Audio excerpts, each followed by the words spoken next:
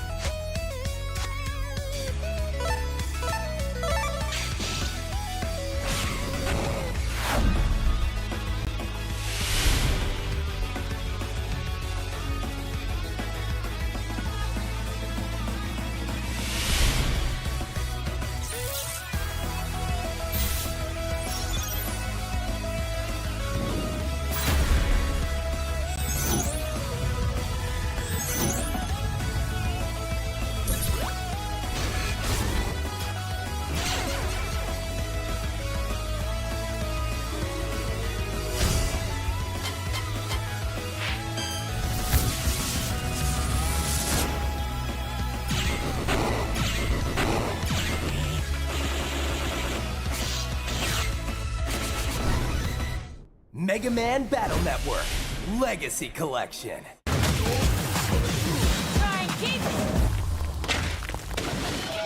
This is where we make an impression.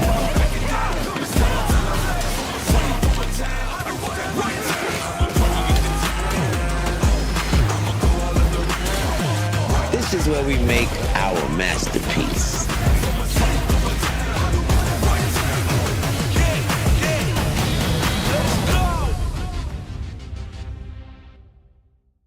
防御テクニックって多分いろいろあると思うんですけど、自分が防御テクニックを知ってるかどうかで変わるのかなと思います。ジャンプ攻撃してから打撃と投げ打ってください、ね、攻めてる相手が攻めてる状態から打撃はガードするよ、投げは抜ける。何これ、俺無理じゃん、これ崩せないじゃん俺。これ実は遅らせグラップっていうテクニック使ってますみたいな。その時に大事なのってそれの弱点を知ってるかどうかなんですよ。はいはいはい。狩ればいいですか。勝ってはいもらっていいですか。はい。投げが出ちゃうからそこを殴ればいい。簡単なのはあと垂直ジャンプとか、ね、ジャンプでこれでもう一番痛いコンボ当てるみたいなのがやれるといいのかなっていう。打撃と投げの2択だよって散々言うんですけど、はい、実は投げに対しては下がって殴ったりとか垂直ジャンプも混ぜないと実は崩れません。あとやっぱり相手が何で守ってるかを見る時間を作らないといけないなって思うんですよ。その時間を作らないと最後まで相手が何で守ってるかわからないまま終わったりする。やっぱりこう下がるって行動が結構相手を見る選択肢の一つになると思うので、まず1回下がるのが強いなって僕は思いますね。下がる強いところも多分こういうのもね、そう無敵技でこう切り返してくる相手に対してもこう、様子を見れば大丈夫だったりするから、だから3つだよね、選択肢はね。打撃と投げと様子見を混ぜましょうっていう。もうこの3つやってて通んなかったらそれは本当にもう悲しいですよね。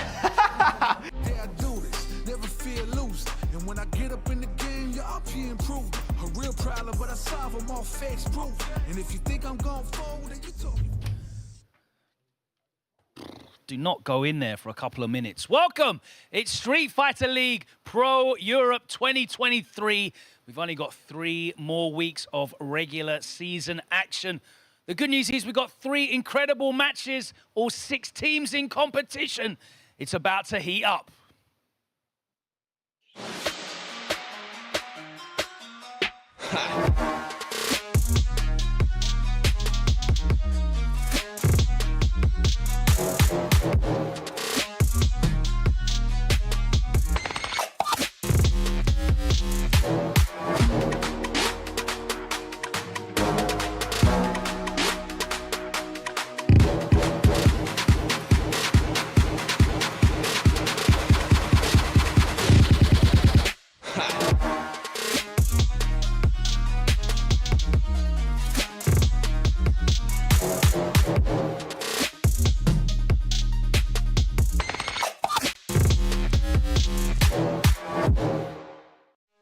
Welcome, as you can see from the intro, we have some of the most exciting Street Fighter 6 talent from across the region of Europe competing here in Street Fighter League Europe 2023, and it's been a fantastic season so far. It's week 8. We only have 3 more weeks of fixtures as we fly towards that playoffs. And oh boy, is it getting exciting. 3 incredible matches to get through here today as 6 teams are either fighting for survival or vying for favorable seeding in those playoffs themselves.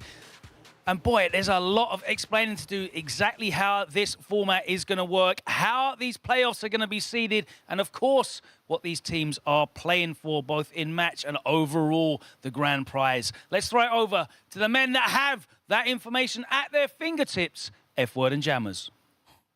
Speaking of flying to the top of the table, I think that smell flew over.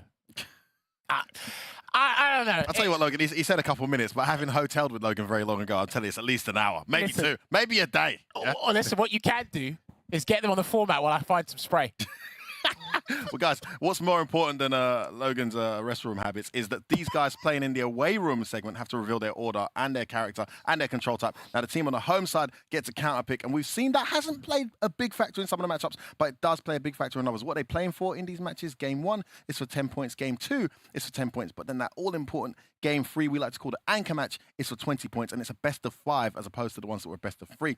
If there is a tie at that point, we go to a 20-20 tie and a tie-break match for 5 points. A best of 1 will be played, Jammers. What happens next? Right. The top of the leaderboards from the regular season make it to grand finals. They sit pretty from the start. That's their maximum benefit. But the second place on the leaderboard goes to semi-final, but they will be facing the winner of the quarterfinal match, which that is 3rd position and 4th position. Now, whoever wins SFL Europe 2023 gets 60,000 euros to split between the 4 players and also earn the right to play in the Street Fighter League World Championship. It was brilliant the last time we got to witness it there in Street Fighter 5, and hopefully you can stay with us until the end so you can see it here for Street Fighter 6 inaugural season here. So it's really looking forward to this. So exciting. And this is a huge week. We saw some humongous results last week that set up some hope for the teams on the lower side. And as you would say, Jammers, put some in a perilous position to qualify. All of a sudden, it's all to play for. Just a few more weeks left.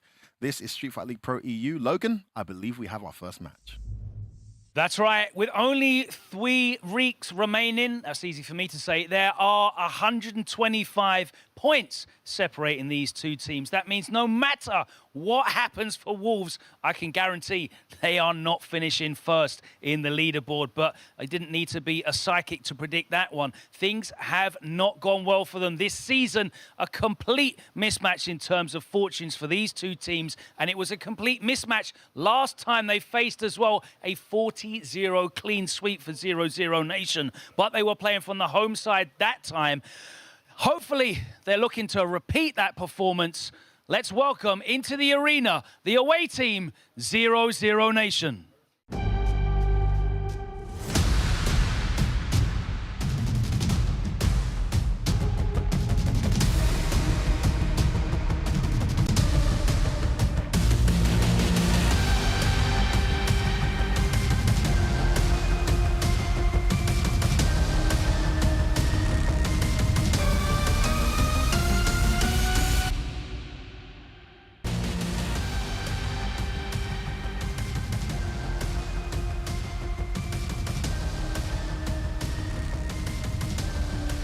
What are you doing? I'm not looking at Who's up there? not the TV. Okay, anything but the... I am here, you This can... time I'm not watching. And not me as well. Okay, all right. Because, All right. it's good like this. Vegi, can we get him some media training, please? You're one of the best players in the world, but we need to sort this out. What we don't need to sort out is the point score that you guys have accrued. 195. You're sitting very, very high up the leaderboard, but not at the top where you want to be, which means every week the pressure is on to rack up those big scores. A big score was what you got last time round at 40-0. How confident are you that you can repeat that this time from the away side? I don't know. We'll see what happens. I think all of us, we feel pretty good. We feel pretty ready. So I think we'll just play our best and hopefully we get that 40-0. But we'll see. Last time you played in the anchor against Phils, are you expecting to be facing off against Phils again this time round, perhaps? Probably not. Maybe. I don't know. But probably not. It's probably going to be one of the other players. But I don't know. I don't really know who, to be honest. That's the thing about being away. You just gotta sit in a chair and just wait for... See who they throw at you. Yeah. Exactly. And you've always been very good at that, dealing with anything that comes your way. Let's talk to Rickman, please, if that's okay. You obviously have had mixed fortunes this season, but the team is still flying high. We said the playoff period is when it's time to draw for the clutch, but your team could really do with a few 40-point wins to try and push you towards that top. Are you feeling any pressure at all at the moment? Pressure is about the same as always been. I always want to be the consistent 10-point earner. Now when we've fallen behind 5 points, it feels a little bit bad, but I'm going to have to work hard, get the last 30, 40 points, whatever that is left. Well, hopefully that works out for you. You are on the away side today. You'll be going up against Wolves, who, as I said, when you last played, it was a 40-point blowout. No hope for them that time, but they are in the home side, so things could turn around. Let's see if it can this week. They're due some points on the board. Let's welcome in Wolves.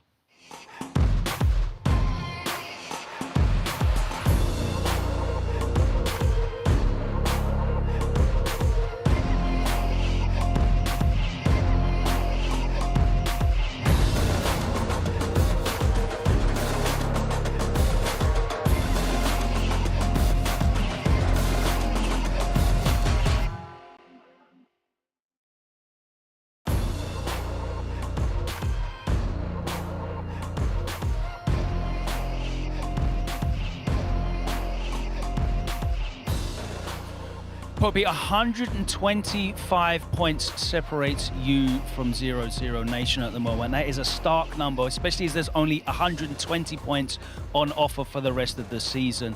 Do you feel like that kind of gap accurately reflects the differences between your teams? Definitely not.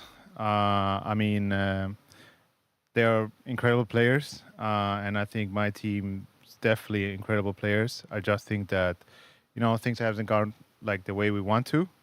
But everything is a learning experience, and I can't wait. Hopefully, we put up a good match, and I really believe that we're going to do that. So let's see what happens. Well, this time around you have the advantage of the home side. It didn't work out for you last time you guys faced off, but they were able to counterpick you. Are we going to expect some very different matchup pairings this time round?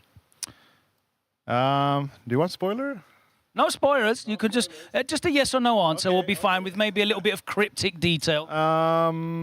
Yes, and I think it's because we are understanding another side of the game. There's, you know, it can be matchup versus matchup, but there's also like player versus players. So we're definitely trying like a new route, and it's gonna be interesting to see if we're doing it right or if we're doing it wrong.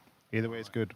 Phils, if you don't mind, I would love to speak to you if you can shuffle up. Last season, you were one of the most reliable players, but that was a completely different game and a completely different character. You still got the purple stuff at your fingertips, but you haven't been able to find the form that you had in Street Fighter V as of yet. Are you finding it difficult to adapt? Yeah, it's a new game. You know, I'm not used to this, especially with my performance as of recent. But I understand, you know, comparing to Street Fighter V, I was at a very high point. And I think everyone who's done really well in Street Fighter history, you know, has had their highs and lows. And currently it seems to be a bit of a low point, but I think it's all about how I bounce back. So whether it's this competition or another competition, I'm definitely coming back. So that's the great attitude to have. You obviously put a lot of your playstyle and identity around one specific character in Falk in 5. Are you finding that maybe you're not gelling as much with JP in 6? I would say I'm gelling with JP. I wouldn't say I feel like I have my identity with JP. However, he's the closest thing to that in this game, which is why I've started off with him. All right, well, hopefully we can see you turn it around here today. It's going to be Wolves in the home side if you want to take your seats, guys. And let's get ready for this match number 1. As I said, two teams with very, very different goals, but they both need points on the board for different reasons. We've got 0-0 Nation fighting for that number 1 seed. We've got Wolves fighting to keep their claws in contention. It's drifting out of their grasp. Hopefully, they'll be able to put up a fight today. Obviously, we need to find out what the 0-0 Nation lineup is, and the only two people that hold that information are F-Word and Jammers. Thank you, Logan. Loving the synergy between your outfit and actually the background behind you. Looks like it was completely planned. Maybe it was. More importantly, though, Jammers, is what is the order? And what's it going to be here for the away side 0-0 Nation? Rickman Barnett maintains his place. I actually had a slight inkling you might get a surprise Veggie here. Not happened. So did I, Barnett with you too. Yeah, I was thinking that. With the jury in Classic. And then Lord Venom, the man on fire right now, playing for the 10 points. And Phenom maintaining his anchor position, playing for the best of 5. Of course, it is Kane. It is ever so reliable Phenom. It makes sense. It's kind of a lineup you could anticipate beforehand, right, Jammers? No real surprises. No, 100%. It's consistent. And these guys have been doing it through and throughout here. And I wasn't here to check out. Oh wow! You're just gonna give it all to me? Yeah, okay, you can have it. I'm nice like that. He wants me to fall on my sword if it's wrong. That's what he really wants. But yeah, the reason I went for 4-Phils is he sat out last week.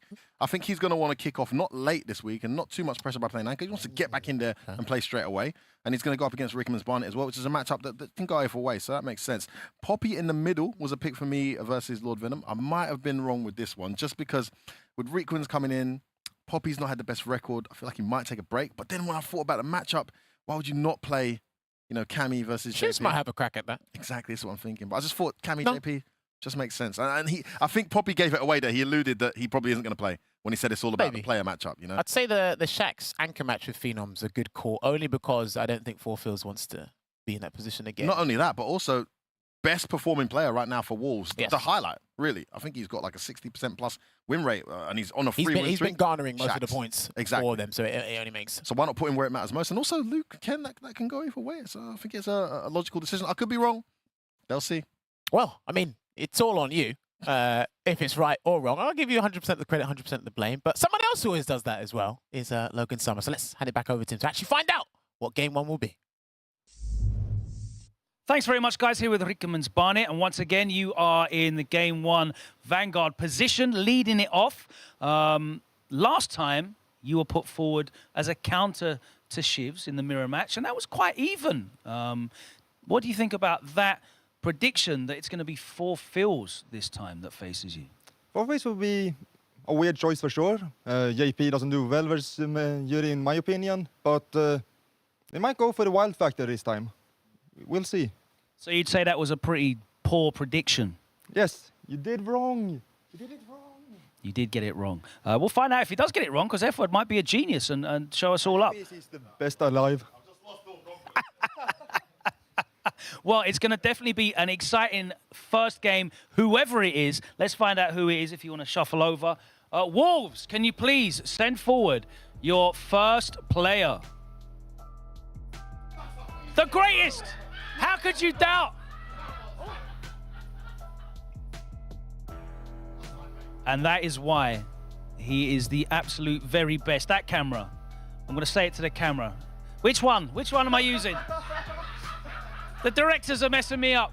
I'm going to say it to the camera. F-Word is the very, very best in the business. There you go. Phils, can you explain this to us? Because only galactic brains like F-Word can understand this pick. I know that character matchup-wise, picks could have been different, but we've decided to go with the matchups we're comfortable with within our team as well. For example, I have the Shivs as a training partner, comfortable with Jury. So yeah, that's what we were thinking there. All right, can you confirm your character and your control type for us? Classic JP. Oh, I cannot wait for this one. Game one. It's going to be Rickman's Barnet for 0-0 Nation with the classic Jury going up against the 4Phils with the classic JP, looking to turn things around, both for the team and his personal record as well. It's all on the line. F-Word, you're the only person I want to hear from. Well, no, listen. I'll give you context. I wasn't there when the predictions were made. Like I said, I'll give him all the credit. He's going to take all the blame anyway. He stole my thunder last week. I mean, we were together on that. I was such a generous person and said, you know what? I would have let you have this one together. We would have, but you literally said at the start you did it on your own. I'm not taking it, so you know. Anyway, I can't exactly celebrate too much. It reminds me of that money match I had with Rob TV, where I think he beat me 9-1, and then I got a game at the end, and I popped off because he bet me I couldn't get 2 games. You can't really pop off when you're getting 1 out of 10, you know. But I'm gonna do it anyway because it just feels good. It's not about the character matchup. It's about the momentum. It's about the fact he sat out last week. I just thought, if I'm 4Phils and I'm playing this week, where do I want to go? I want to go straight away, and then is Jury a character that I want to fight? I feel comfortable with. Yes.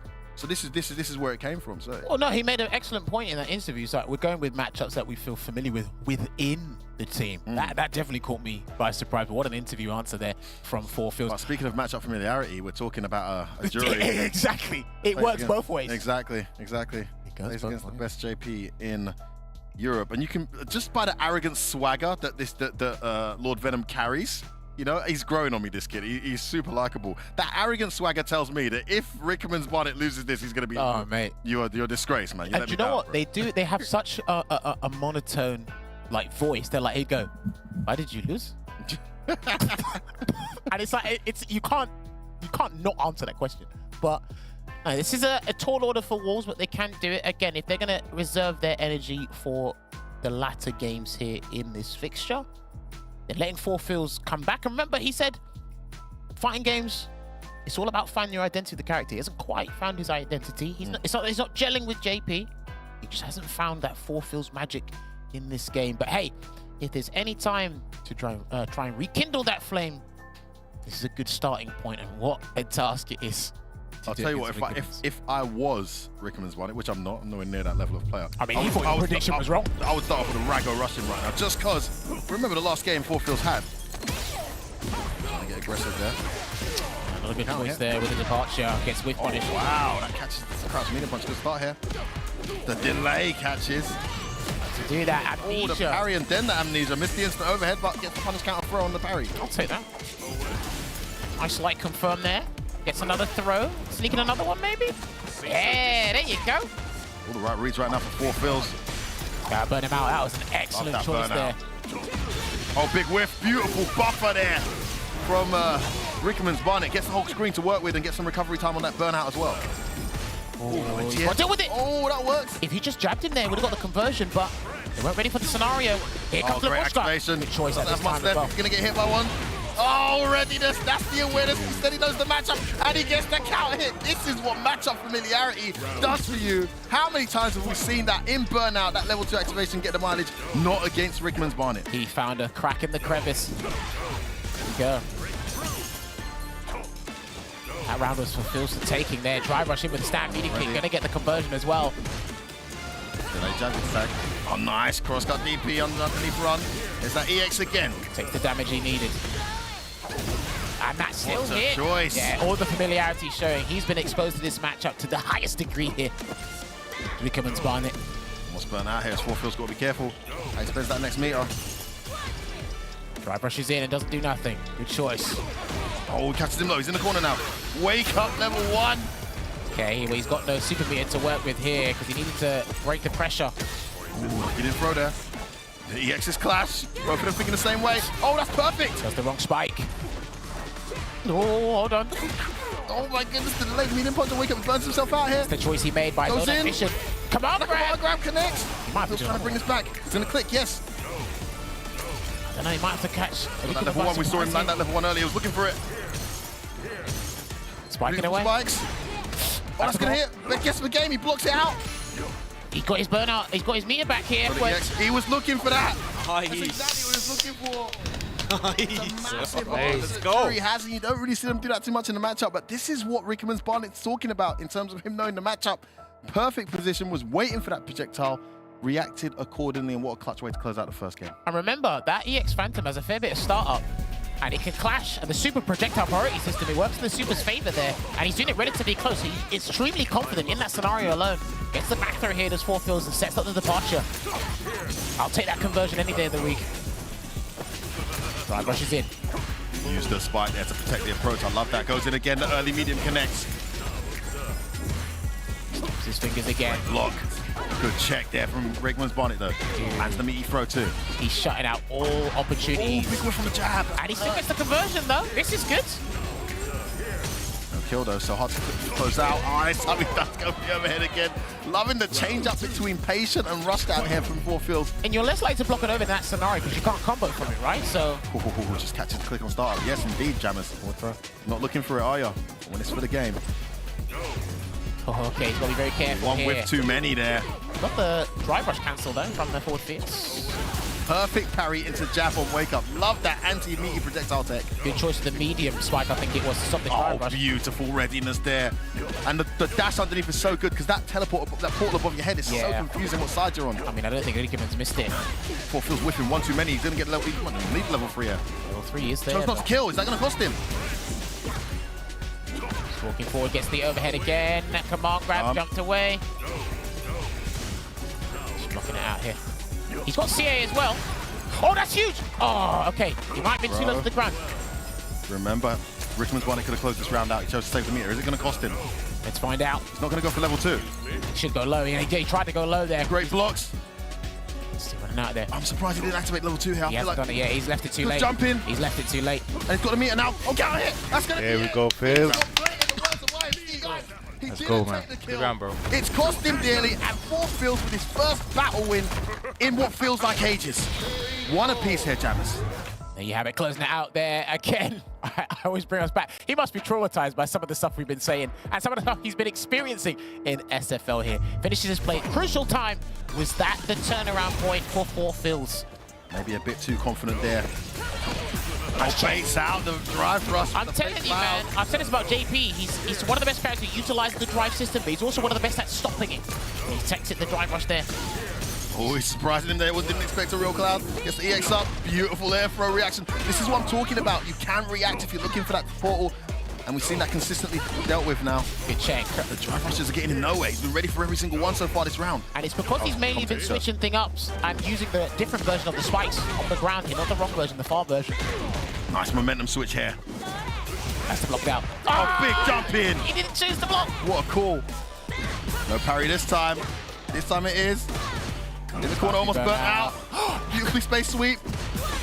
Any second now he burns him, and he might go for it, but he's got the level 1. On his counter connected, the crowd's medium hits.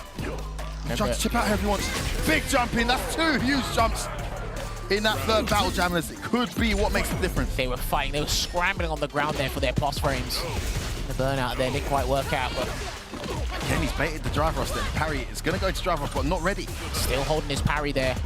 No crosscut. Didn't want to risk it. Great blocks and finally busts out a reversal. You're seeing a lot more disrespect here from FourF, which I'm liking. Activates there on block. There's the two, not the two streak. Yes, He might be able to parry. escape this. Yeah, Like he I did. said, what we didn't see players doing earlier. Successful escape there. And built some meter too. Oh, perfect parry.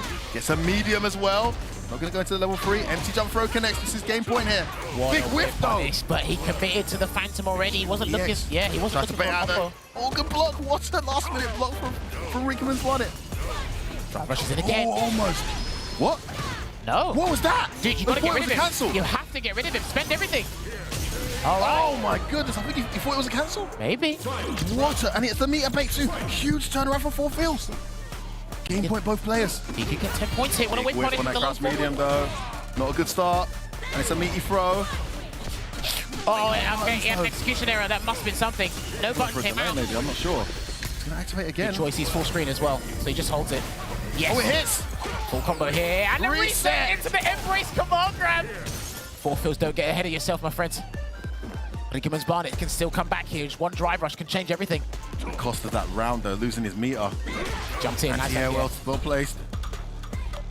He's looking for that super, isn't he? Departure. That was the audacity to set that up and generate this space. I loved it. Still close to the corner though. Nice EX activation. Going to go in now. Going to be a throw. Yes, it is. Some momentum here. Back dashes out. They both back dash at the same time. EX hits and he gets the juggle as well. Oh, he does it again. That's the trap he's been doing. The drive rush into the level 1 has been a massive factor in this matchup. Meaty throws. This it. Amnesia. He's got to firm it. Oh, he gets the hit. No, he took the combo. Oh. Take those. We take those. We take those, baby. FourF turns up and delivers. Take those. We take those, brother. We need that. Wolves. Back Need up that. this He dropped it. here. It's okay. And each Take time they've those. had these massive turns around, there's been a bit of luck need a on bit their of luck side. in life. But Yeah. regardless of the outcome, playing They a play lot good. more like the They FourF actually Fields play we good know. that Swagger. game. There was a Yeah. confidence. That there was an defense arrogance was to his sick. play. And despite Rickman's Barnet knowledge in the matchup, it still wasn't enough. Capitulated in the last minute, dropped the combo. FourF gets the win. This is where you can't get too comfortable with one playstyle, even if it is the best in the business in the European region here. But FourF accumulates the 10 points, valuable 10 points here for Team Wolves. And it happened again. The opponent had the winning combo. Tail of the tape is somehow they drop it in weird circumstances, and the other guy bounces back. And again, I said Lady Luck comes at a price. She might have tapped you on the shoulder there for a freebie. But sometimes he balances things out, because I believe it was, what week was it? It was crazy. week 1. It's crazy. It was week 1. We saw Wolves and Poppy with the game-winning combo being dropped. So maybe the fortunes are turning around. Maybe they're not. Is it time? Is it time? While we try to figure that out, we've got to hand it back over to Logan to find out who's actually going to face Lord Venom. Thanks very much, Jammers. Venom, what's your diagnosis of that? Not enough glucose? No, just unfortunate luck. It was luck that he dropped the combo. Yeah. Is it chance that you execute a combo, or is it physical exertion? No, it's chance. Chance. That's my excuse then. Whenever I drop the combo, it was just luck. You're obviously locked in with the JP yourself. I would say in the region, the most dominant JP. Now, Shivs is over there. Are you willing to demonstrate the matchup from your perspective? I mean, if he's coming to me, obviously. Who would you like to play? Shax. Oh, okay. The smile on your face means I know you're very serious. Let's find out. Wolves, who will you be sending up to play second? Okay, it is going to be Shivs. You want to shuffle over a little bit, please? Shivs, can you confirm which character and control type you'll be using? I'll be using Jury and Classic. Okay. That matchup is meant to be for Jury. But obviously, you know, JP is always JP. And apparently you can drop combos by luck. Is the luck going to be on your side today?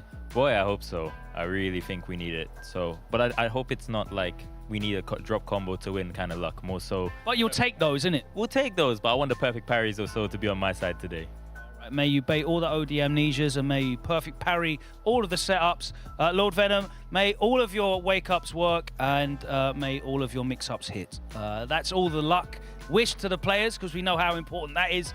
It's game number 2. Let's get into this one. Lord Venom with the classic JP for 0-0 Nation up against Shivs with the classic Jury for Wolves. Let's hand it over to 2 of the luckiest men in the business, F-Word and Jammers, because they don't need to worry about their results.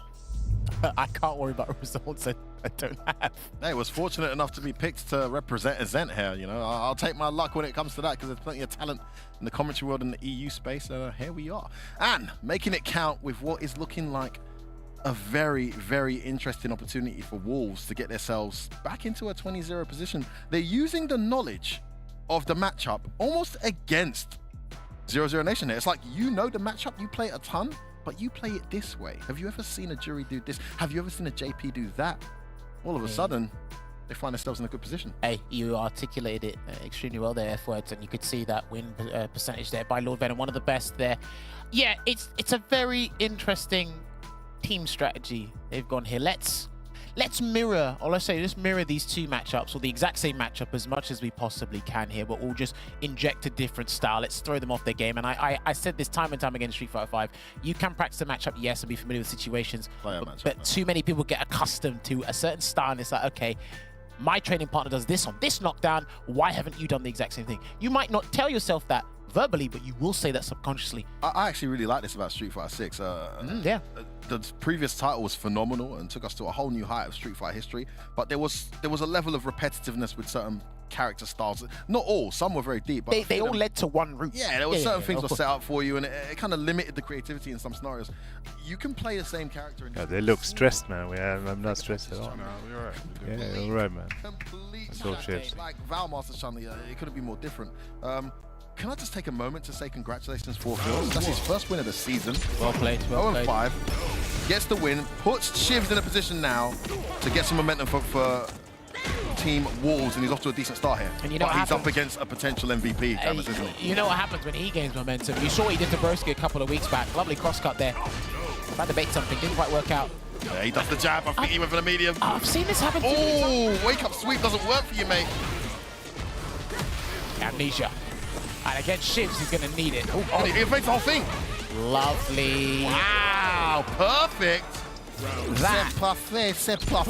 That was sensational evasion there on the EX Amnesia. Close out the round with the perfect there. Nice dash forward block as well to just about recover from that spike. The spacing, overhead. Good spatial awareness there. Though. Don't want to see that. Negative, going to take his turn back, and it's a back throw. Optimized punish. Oh, wow. Had the punish counter jab, but wasn't ready. Yeah, he did the hard part. Chases him down, though. He backdashes off that crouching medium kick. Interesting. Nice neutral jump though. Checks the drive rush. It's a trade, but it'll do. Oh, he overextended though with that drive rush in. Great spacing from Lord Venom to clatter him with that stand heavy punch, Jammers. Yeah, and he's burnt out here, not looking good. Stun might be coming shortly, who knows? Might not even need it. Wasn't looking for it, there it is. He's got to make a decision as to whether he wants to spend the meter either when the gap is that big. Yeah. All right, going to final round here in this Battle 1, Game 2. Both of these guys on fine form here thus far. Can hit conversion, no early level 3. Just going to keep the meter. Snap away, make sure the departure, he respects it incredibly well, and he gets a sweep. That was a very bold sweep. Jumps over for the crosscut. Do you know what? He's looking for something else, but it worked out. But that worked. He's got level 3. Oh, man. And Lord Venom's not afraid to wake up DI under certain circumstances. It just didn't, unfortunately, work there. I actually don't agree with the strategy against Jury. Oh, I missed his meaty throw. Still no level 3, Jabbed out. Yeah, again, no level 3. You're right, Jammers. Maybe waiting for the CA. Shivs will drive rush in shortly. Just need to find out when. Oh, not spaced properly. No juggle. Checks, level 3. Yes, this time he will. All right. And he's going to burn her out too. This is a big turning point. That might have been what he was waiting for initially. And this is the CA version as well. So he's going to have all the meter to work with. And this is the most conducive scenario for Johan Petrovic. Situation here. Oh, he's got to hold it. He goes in, overhead well blocked, but you're still in the mix-up. Oh, he actually guessed right. Nice. Good job. Says Lord Venom.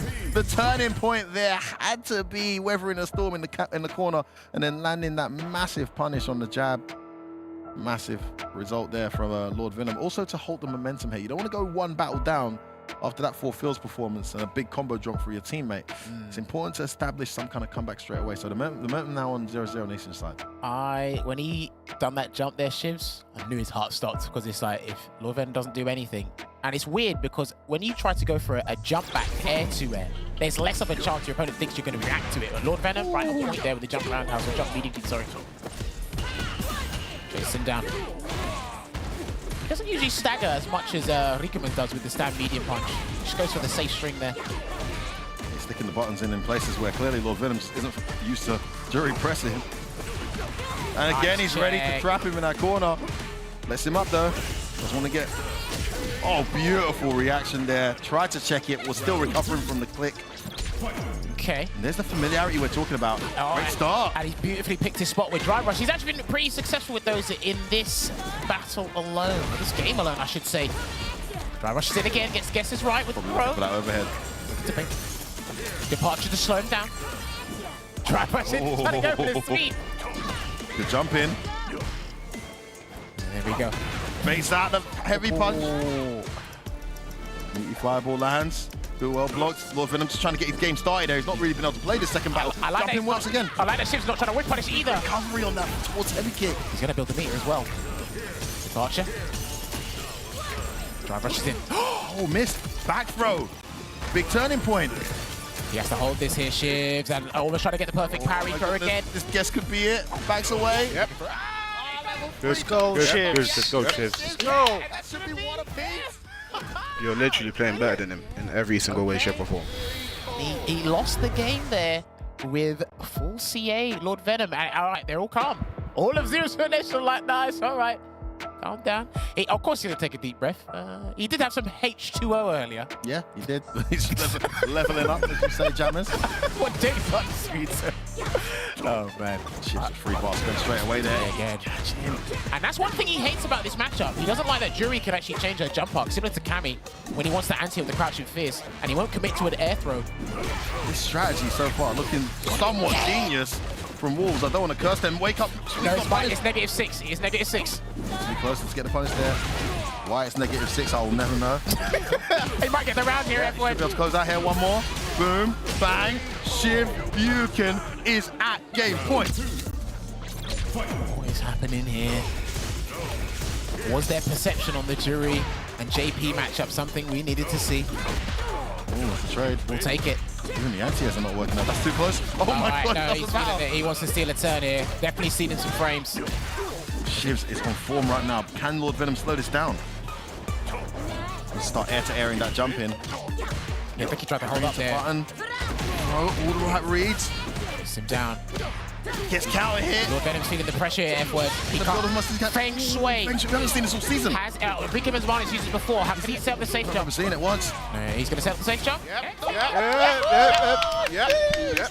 Let's go. Let's go. Come on. The Wolves are causing a massive upset here if we're going on momentum. Hey, back to the Marcus Rashford. Is that the Marcus Rashford? Man like Shivs. Taking out one of the MVPs of this season. Activating that Feng Shui. Something we haven't seen enough of this season, I must say, considering how many juries there are in the league. Baiting out the OD Amnesia. 20-0 Wolves.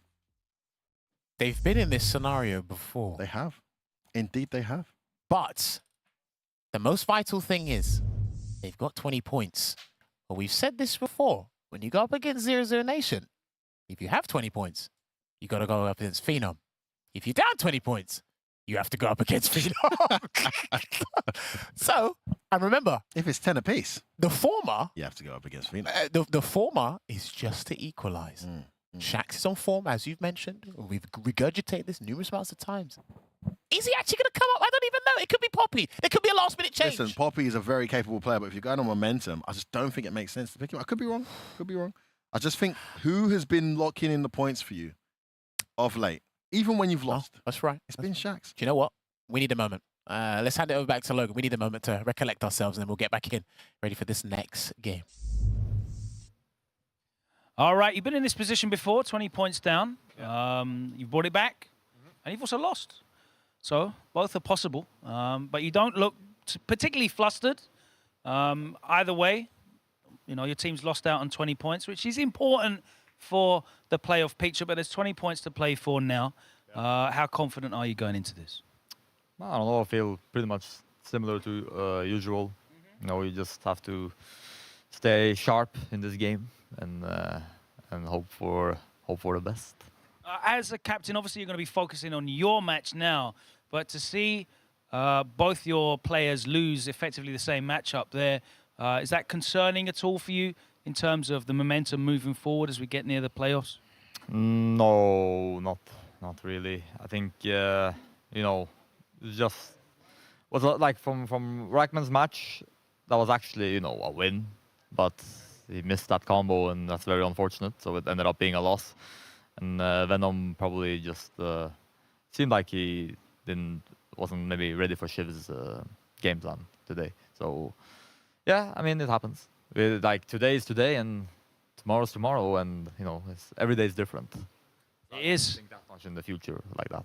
Yeah. All right, well, that's a good idea because we have a big Game 3 to play right now. Wolves, can you please send forward your player for game number 3?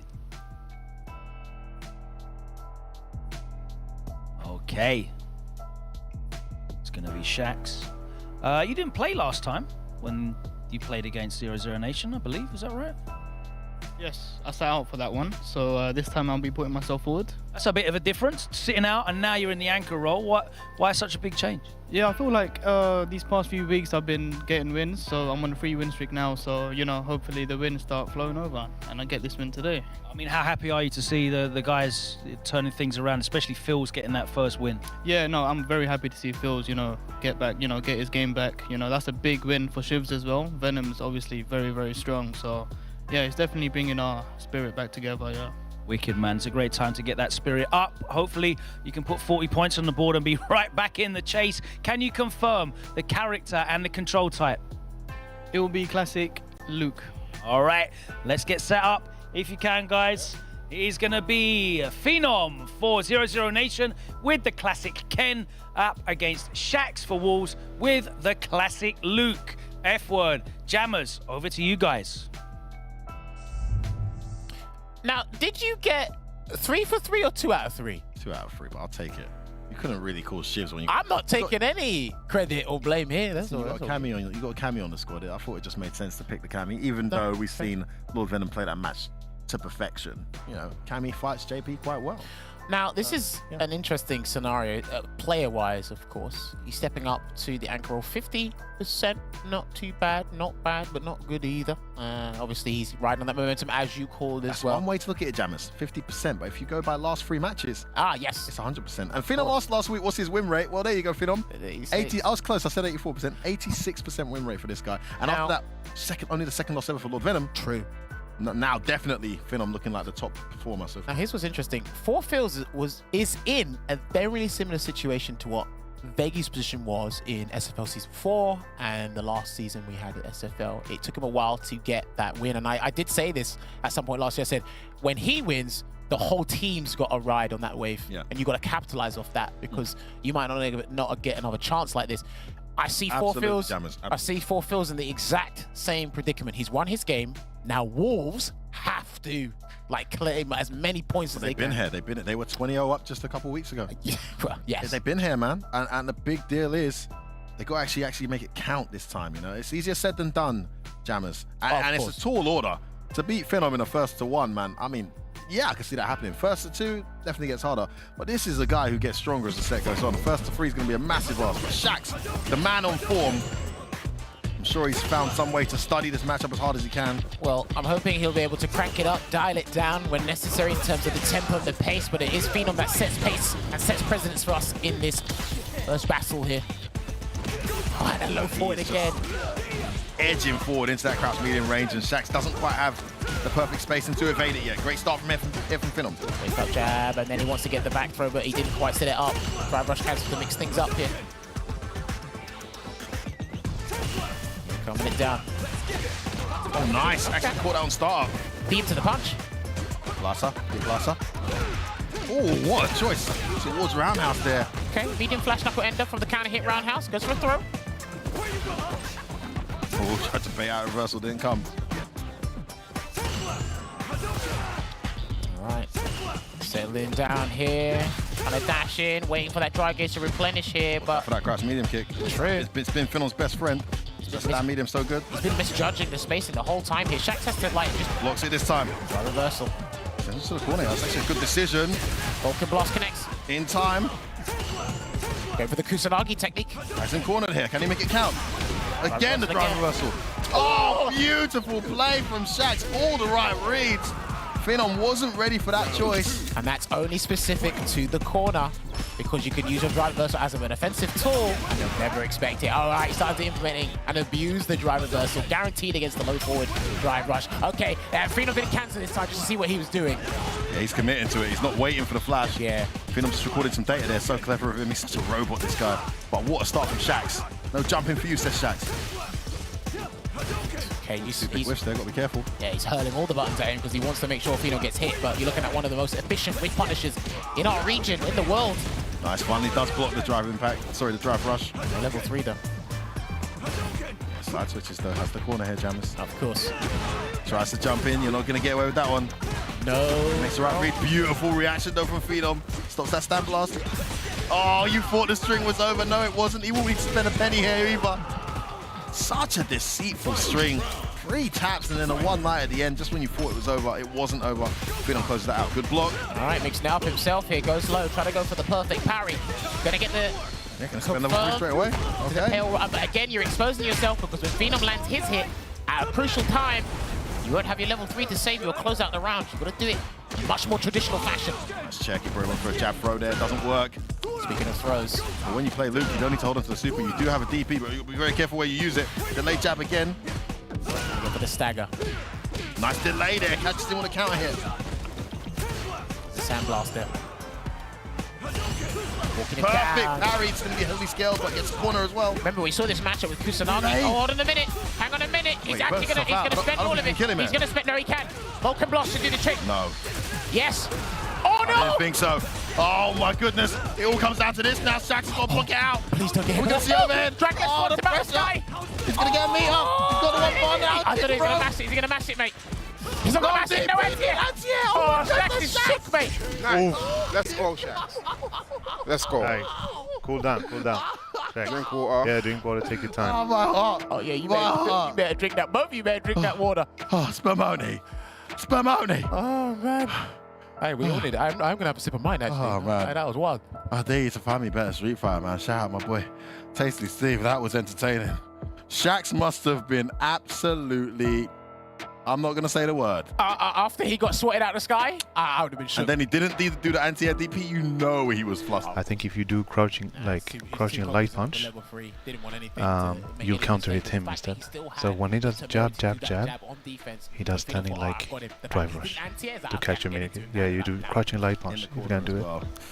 Just a horrible situation for Shax, but made the right read. So hard to make the right read consistently in this game. We've seen so many people die trying to do so. It's very rare you see such a call-out work.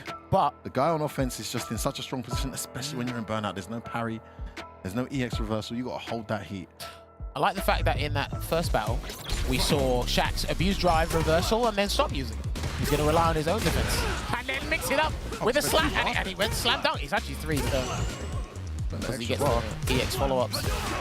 You know what I mean? He's been... Of course, yeah. Oh, that's a big recovery.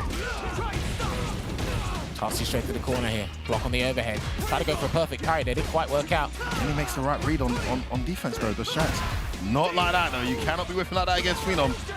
Great response here from Phenom so far. Oh, there's a little stagger. That delayed jab's been getting Shax a lot of mileage. Phenom's found something for it now. He's blocking it out here. Oh, what a round. And it's the neutral where he's getting a lot of mileage. Actually, Shax's doing pretty well on wake up. That neutral, that crouch medium, and the right calls, that the whiff punishes as well. Yeah, that's it. It looks like Shax might have to fire with fire here. Roundhouse in the hell out of him. Then he snaps medium punch buffer, definitely into drive rush. Gets another opening though. There's a meaty jab into the throw. It's a true throw string. Should get that right. Back dash was correct, but the throw was nice and meaty from Phenom. No punish. Danny, let's fly. Doesn't spend a second behind this time, I agree. Rush cancel again into nothing. Great reaction there. Can recover some drive gauge as well. Try and slow things down as well, you know, but it looks like these guys are not looking to slow down here. The Phenom will. Ooh, almost had the whiff punish on the stand medium. Dragon Lash. Oh, it's Ken's turn, the plus frames. Oh, there it is again, it's the same trap. He's going to close out the round with that. Nice. It's not your turn, says Phenom, as he responds in emphatic fashion and brings this to one apiece. Poppy, tell him. Tell him about the DI and the drive rush thing again on the spin. Yeah, also, Poppy, tell him when he's doing jab, jab, jab, he's doing light kick in case you try to interrupt. No. So this. Men så du at når du ventet lenge nå, så begynte det å komme ut stående hardt. Han begynte å bruke ting, og så straffet du, og så kom du inn. Hva brukte han? Han begynte å bruke litt knapper, og så ble det enkelt for deg. Mens når du hele tiden går inn, så får han punish av deg. Så det var veldig bra. Skal prøve å få fil for rytmen hans. Ja. Det var veldig nice. And also, like, you just noticed when he did like crouching medium kick, he got you with the standing light kick. Right?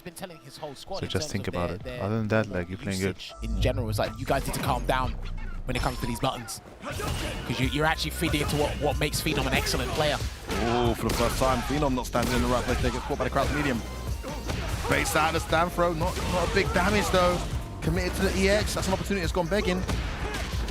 Nice walk back into the whiff punish there from Shax. Target combo, and he burns himself out on his own volition. No true Oki off that. That is not safe. Decent punish though, I'll take that. Trying to jump out, he does that. Out of the corner, has to hold this. Just keep him here, mate. It's a great situation there. Shax's great anti-air, not in the out of the corner. Oh, he tries to air to air again. Oh, the pushback. The pushback on that jab worked out. Maybe backdash, I'm not sure. I said punish counter though, I'm not sure what he did. Okay, it must have been recovering from maybe an attack or something, but there's a back throw. To the corner you go. Straight there, what a whip punish with the sweep. See the difference there? Well. One whiff from Phenom, one whiff from Shax. The position's irrelevant now, meaty throw. Great jammers. Shax doing well here to bring this one back in his favour. Gets the first round. And we saw Phenom do this against, I think it was one of the Chun-Li players, and of course Kusanagi. They'll block the projectile, and then they'll just walk back into a space where he's comfortable at throwing out his normals. Oh, too close. Put the meter in time, and the overhead. Level 3, he's going to spend it. Okay, it looks like he's playing it safe now, and he almost got a delay. The meter recovery, I thought he should have spent it there.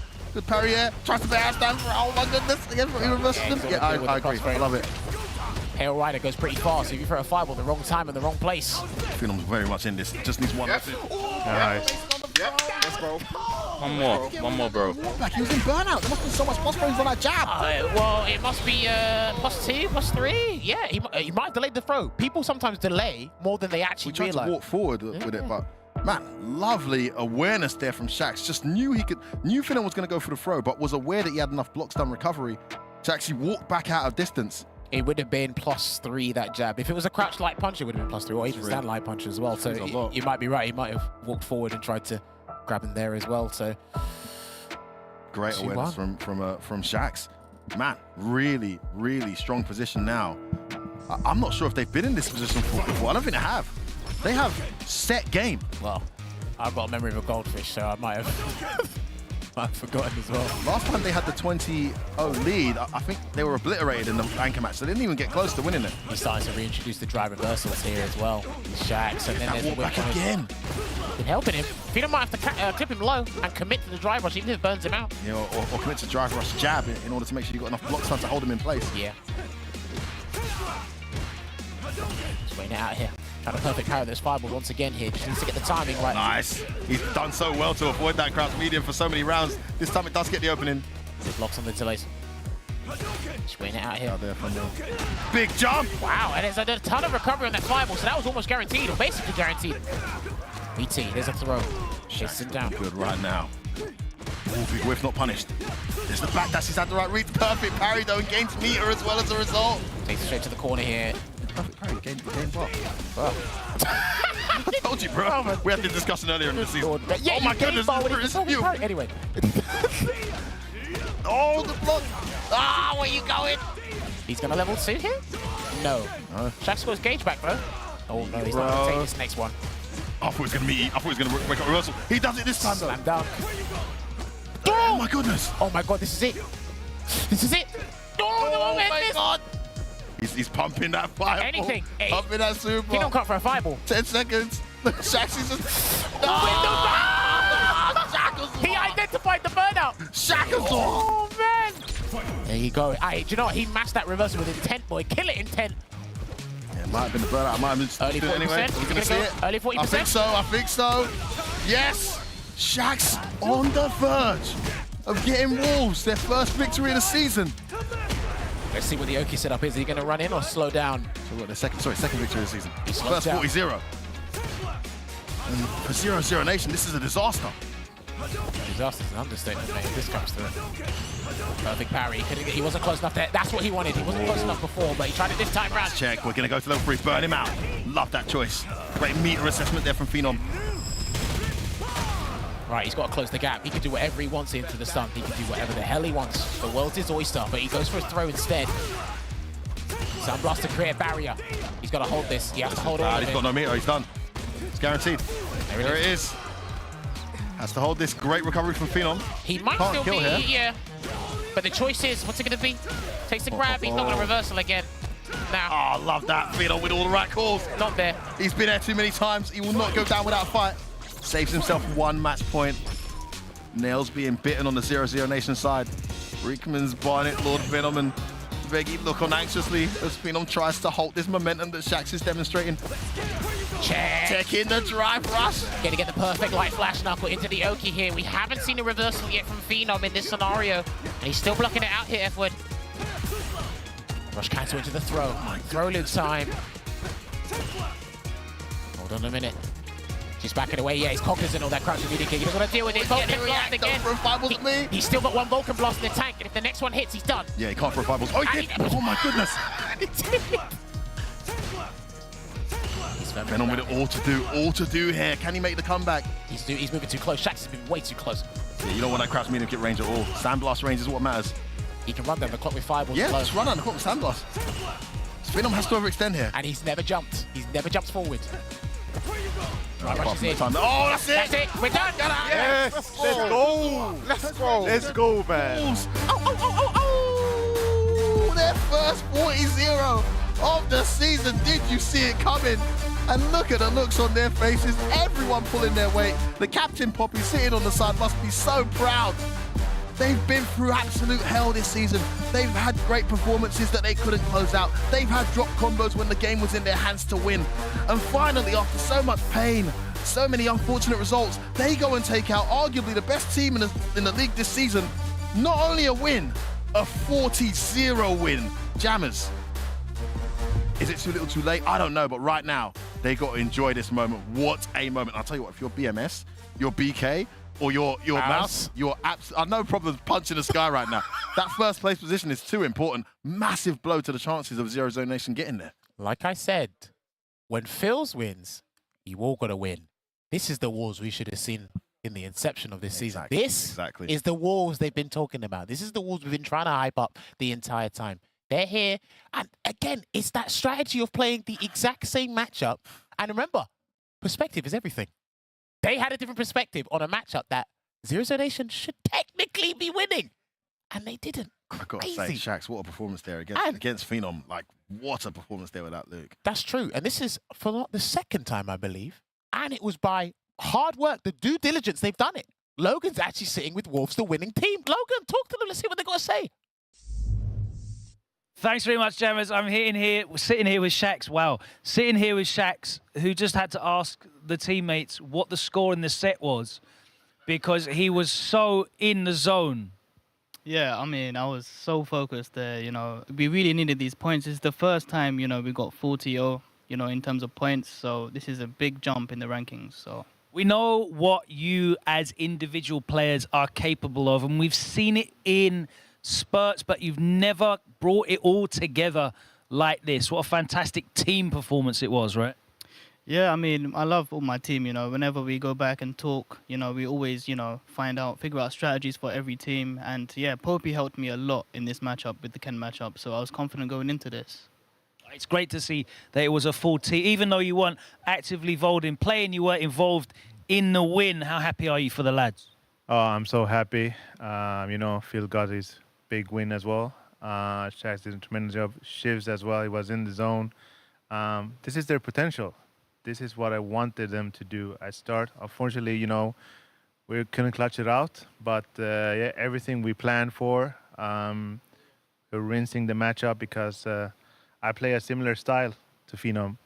So I try to emulate as much as possible. Obviously, he's way better than me with Ken, but he was feeling confident and everything we planned out, he did. So super happy for the guys. It's a great, great result and a great showcase for proper planning and training. And I am so happy to be turning around to interview this man after a win. Your first win of the season. It's crazy to say that because you've achieved so much, but we did discuss at the start of this that Street Fighter 6 is still taking a lot of people time to adjust, but you adjusted fantastically today. How much does this win mean to not just you, but the team? This definitely means a lot to all of us, I think. After a really slow start, it hasn't been going my way. Really needed this win. It really feels amazing, and I think regardless of how we end up at the end of this season, this is really good for team morale, and we all go back home learning something new. Did this game feel different for you today, playing this? Did you feel like you were doing anything different? Did you feel like your reads were in any way different, or did it just click? Was it just luck today, or did you feel like you were playing in a different method? I think that I'm definitely playing a lot more like myself, especially today. And a lot of the other games I played before were really close, similar to this one I had. However, those clutch situations simply didn't go my way, which can definitely happen when a game is new and fresh and, things are not set in stone. But today, I just think is one of those good days because I definitely feel like myself today. Definitely was one of those good days. Let's talk to Shivs. Definitely had a good day. He beat one of the best JPs in the continent today. You, in fact, won the matchup from both sides, JP Jury. What happened in that match? Like, it looked very, very impressive.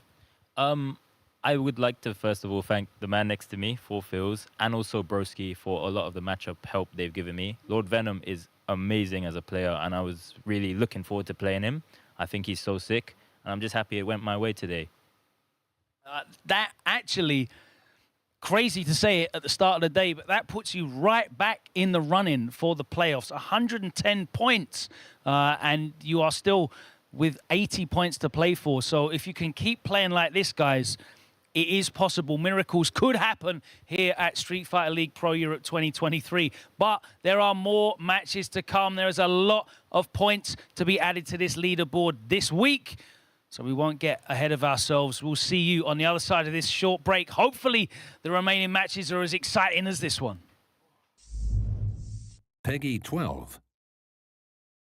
FourF is on the menu.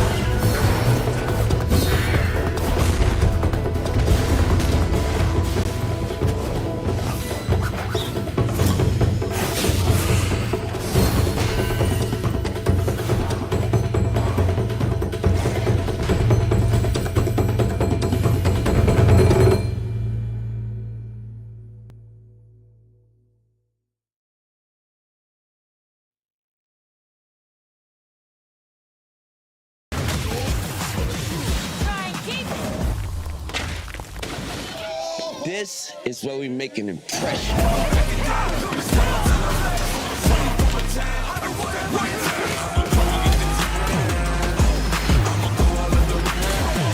This is where we make our masterpiece.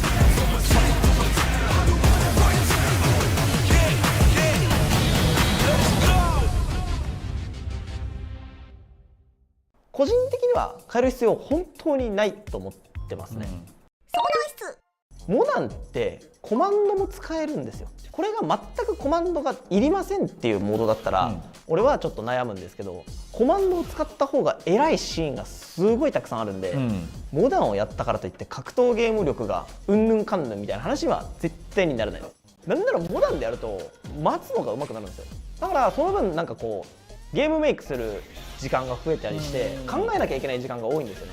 なんならそのクラシックの人が今モダンに行こうかなっていうそういう議論がなってるぐらいだからね。わざわざ変える必要はありません。むしろモダンでもっと強くなった方がいいと思います。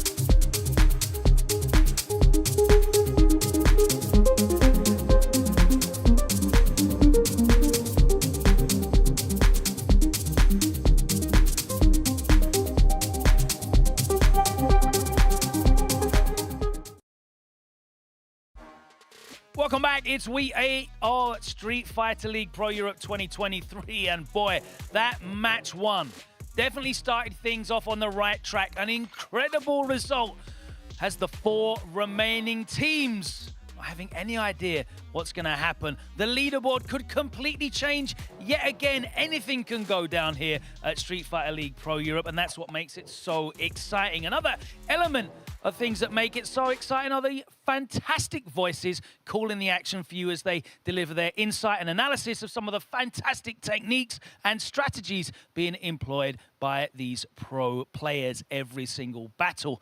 Every week here on the show, those 2 broadcast talents in F-Word and Jammers are breaking down some of the terms that you're going to be hearing them use when they're on commentary. So let's find out what their latest tech tip is. Too kind, my guy Logan, too kind. And you're doing a great job yourself, I must say, hosting some of those interviews. They're going to be interviews for the ages. I'm already clipped some myself. Jammers, this is a really interesting segment of the show. Those outside of the FGC wonder sometimes what on earth we're talking about. So many unique lingos and words we use to describe the complexity that's taking place on our screens. What have we gone for this time, and how are we going to help the guys understand it? I've picked one that we're familiar with. We just never labeled it. We've never given it a name. We never labeled it as something, but it's going to be counter impact. Now, as you guys know, drive impact's in the game. It clips normal moves. You get a full combo there. You can get punished for blocking by drive impact in the corner. However, One way to actually counter drive impact if you catch it in neutral or in certain strings that your opponent may be doing is by using your own drive impact. And that makes the screen slow down and cause that kind of sonic boom sound effect. Okay. And that is what we are labeling as a counter impact. Now, you must have very good reactions for this and very good understanding of your opponent's pressure just in general. What I must do, just to throw a caveat at you guys, is it does take a fair bit of health. Right? Now, if you try to do, your drive impact actually has armored properties and you can absorb things. If you're low in vitality and you try to counter your opponent's drive impact with your own drive impact, you could lose. And that is a high level strategy that some of the players have been employing there. So please keep an eye out for this as well. And also, drive impact costs 1 bar. If you do counter drive impact to your opponent, they lose 1.5 bars, and that leaves them vulnerable to even losing more drive gauge in that scenario. So yeah, counter impact is what we've labeled it here. That's a new one for you guys. Let's make it a thing. Counter impact, as so eloquently described by Jammers. Many more to come here in this segment, but for now, the top of the table is heating up.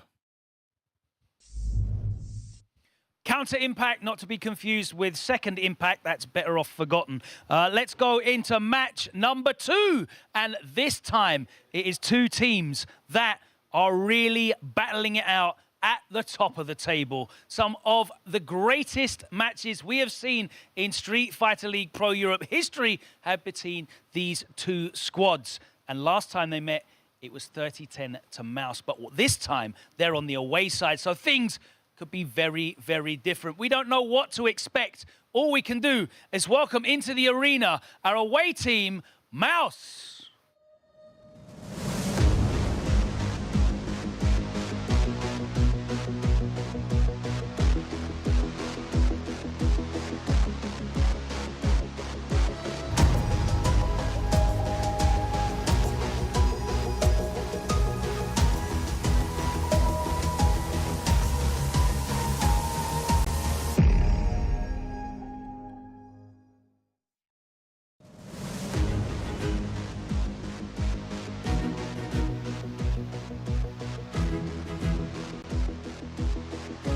Problem last time you played VMS, it was a positive result for you, and your 2 marquee name players and yourself and Ending came through with the big wins. This time you're on the away side. How's your strategy changing? It's going to be tricky because now they can obviously pick where they want to go, but it's relatively similar. Does that make much of a difference? Like, do you have a roster of characters in your team that makes the home-away advantage really change? I think maybe some players on the team are easier to counterpick, but not too much, to be honest. Not too much. I think it's okay. All right. We've seen you accrue a number of points. You're up there in the top scorers at the moment, personally. Yeah, so congratulations. Still got a way to go, I think, to catch Phenom, who's running away with it, even though he didn't manage to pick up any points last game. Hopefully, you managed to pick up some points for your team this time around. For you, is this just a way of trying to score as many points as possible rather than pick up the wins? Are you trying to find the pairings where you can make the most? I know you're very strategic, very tactical when it comes to placing your players, even on the away side, to try and mitigate points losses. We saw that last season where you would put certain players maybe in a 10-point game to draw out other players and change that. You're obviously really embracing the team aspect of this. Is that something that you're still doing now in Street Fighter 6? Yeah, we are definitely doing that, but aiming to get first place is still a possibility, so still in contention, so we're definitely going for all the points at the moment. All the points. Ending, if you can step down, I would definitely like to talk to you. You guys shuffle up. Last time you played Crimson in this matchup and got a very big win for the team. Crimson, one of the most solid players in Street Fighter League at the moment, and of course has a solid history. You had a really great breakout year last year, and we didn't get to see you in Street Fighter League, but we saw you around the world, and you really became quite a terror. Do you feel like you have that same aura in Street Fighter 6 at the moment? No.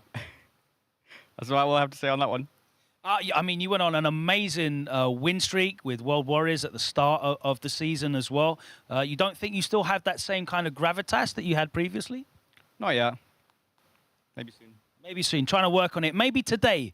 Maybe today we'll work on that legacy. Thank you very much for that. Always love chatting to you. It's time now to welcome the home team into the arena. It's a run back of last year's grand finals. I'm so excited for this match today. It's BMS.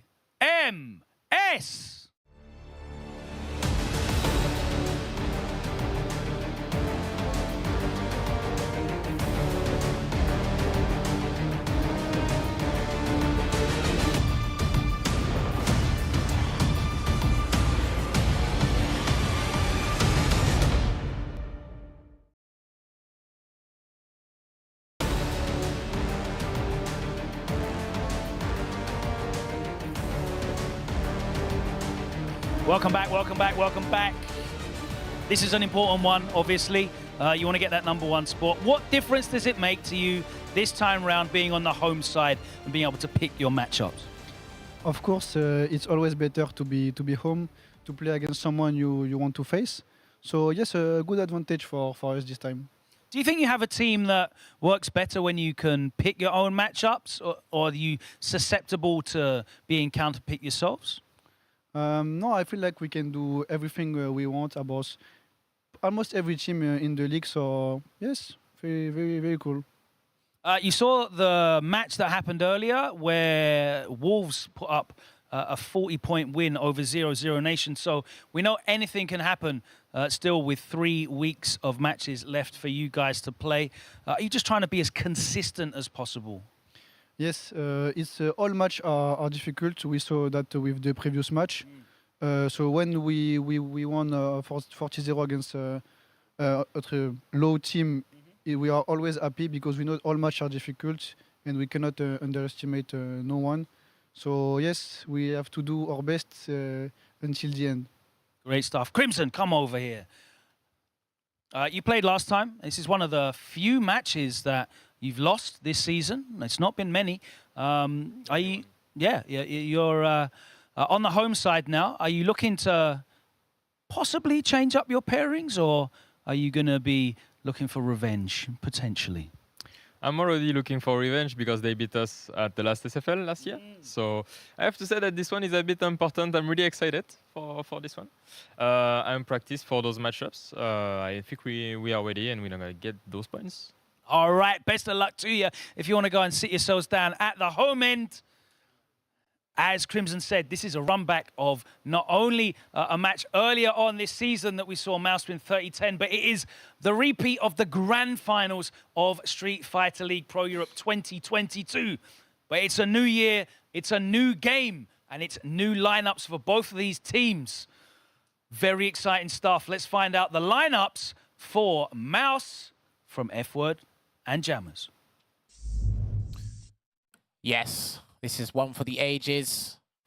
The different fixture for the grand finalists of SFL last year, but this is what the reveal is for the away side for Mouse. Okay, Ending Walker Vanguard, the middleman Mystic Smash, ever so reliable, and Problem X puts himself at the back. Once again, obviously, they had the home advantage before, where it was 30-10. Interestingly enough, because the first loss for BMS this season was from Team Mouse, but our predictions here, This time we did deliberate and agree together. It is true. It is true. If one's wrong, we're both wrong this time, Jammers. Let's take it. So, ValMaster first with the classic Chun-Li. We think we've heard Ending Walker say he's not a big fan of the. He said it on camera. Exactly. So we think it makes sense that they try and take advantage and beat Ending Walker while they can. If Pride kicks in, maybe Mr. Crimson steps in there, but we think there's going to be logic over Pride. And also, it's not about the 1v1 results. They want revenge overall. Yeah. So, I think that's what they go. Then we have Mystic Smash. We're going with Mr. Crimson there. But the anchor match was where we were really torn. I don't think Kane was going to feature here. I think I agree with you on that one. Even though I think he could maybe come against Mystic Smash. Yeah. Do they send Mr. Crimson against Problem for the Classic? It's kind of like an El Clasico now.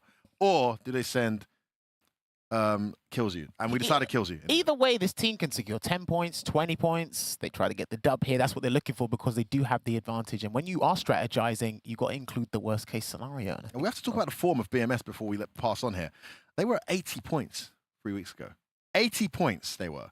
They've won 3 weeks in a row. On the bounce. on the bounce. They are now at 200 points, 40 points, 40. And not only have they won 40-0 every time. So they're coming into this with a, what is that, a 9-game win streak. So it's all on Mouse here. They're 20 points adrift of these guys, and they need to perform here to make sure that gap doesn't get bigger. Well, I know Logan's dying to talk to Ending Walker, so send it back over to you.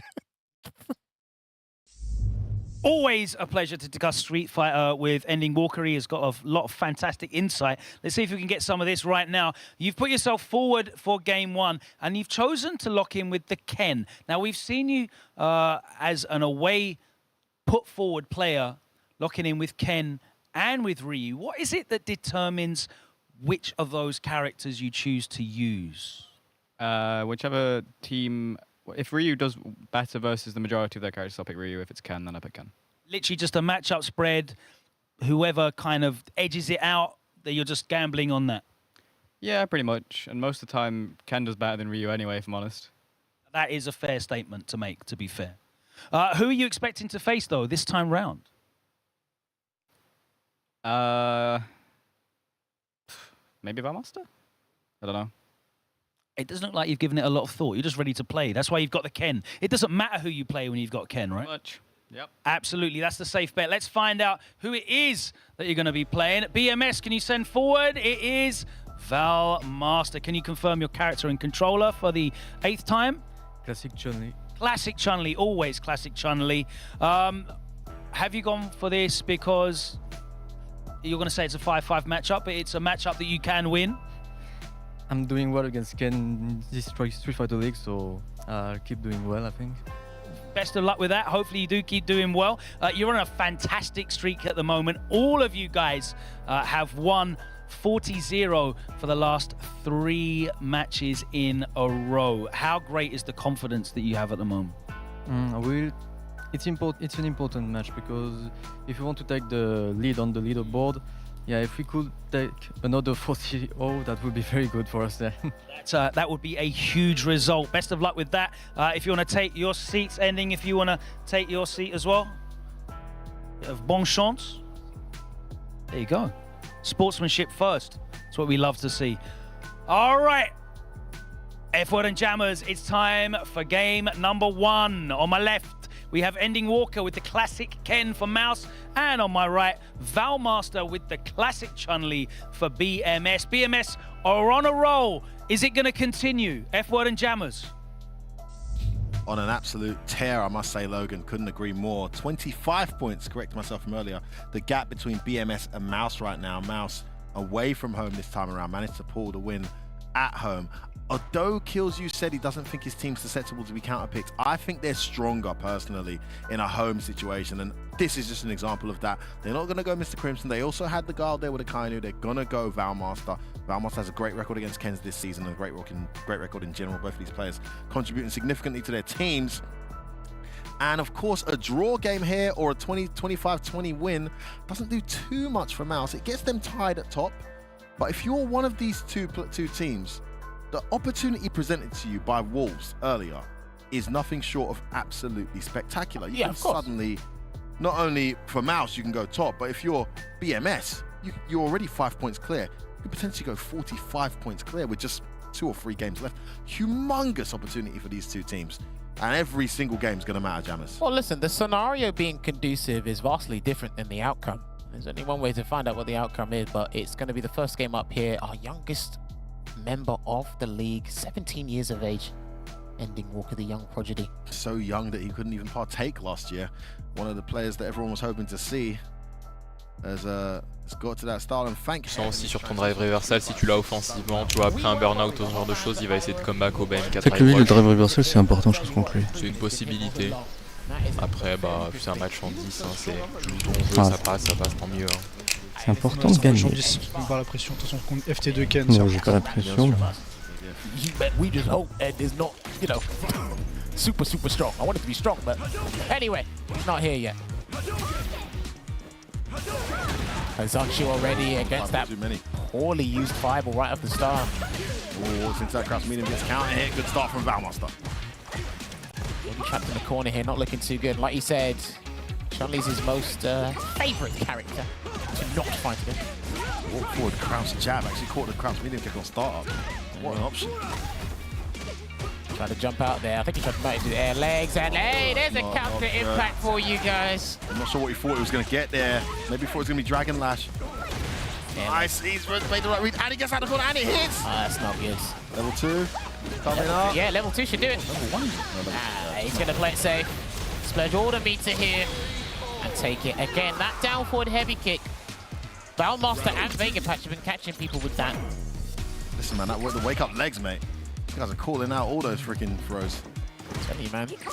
Some good corner escape options and defensive options in general. Chun-Li. There you go. Goes for the tick throw into the back throw. Back throw too. Great control demonstrated so far here by ValMaster. There's a heavy punch. I go. Run Tatsu straight to the corner here. Trying to bait something out. We didn't quite work out there. Woke up with the button this time, ValMaster. Oh, didn't space his ground game well enough there. Nice walk forward to get that crouch medium to connect. It's great play from ValMaster. Double perfect parry there. But it's not going to work out for you. Going to get hit here and sent to the corner too. Rokusen and then straight there. Nah, it's not close enough for the safe jump. Wasn't in the corner yet. Couldn't get a drive rush conversion from that because it's too close. Nice. Merci. Rio, je pense. Ah, franchement, ouais. In game. They knew goes to ValMaster. They knew this was going to happen, Mouse. Again, when you're away side, you're exposing yourself. When you're strategizing, like I said, just to reiterate, you have to include the worst case scenario in that strategy. They definitely knew this was going to happen.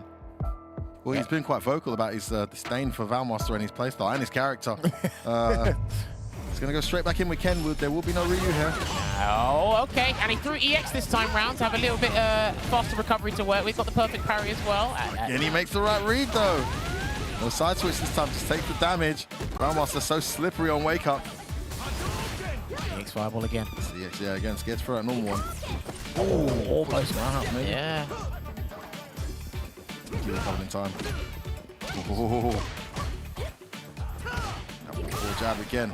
Just playing extremely well here from the corner. Buttons and a Kukoken just to generate a little bit of space here. And Again, he reads the throw. Yeah. Cannot throw this man. And he side switches.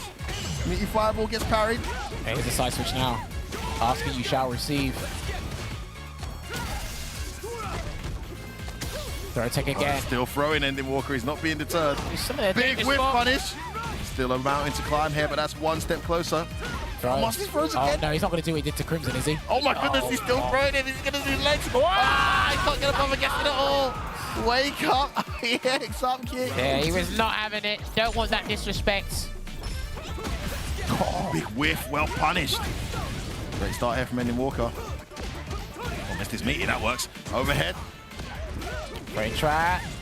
Looking good here for Ending Walker. First solid start to a round he's had. Got to be careful with the fireball now, though. ValMaster will always stuff it out. Yeah. Test those reactions. He just doesn't. He's not confident exactly when he wants to throw because of the options that ValMaster has been introducing on his wake up. And Oh, another he's got to counter smack on the meat up, but he should be able to kill here anyway if he wants. What's he doing? What's going on? Oh, wow, it's happened again, F-word. He's got level 3, a massive drop from Ending Walker. Doesn't want to use the meat up.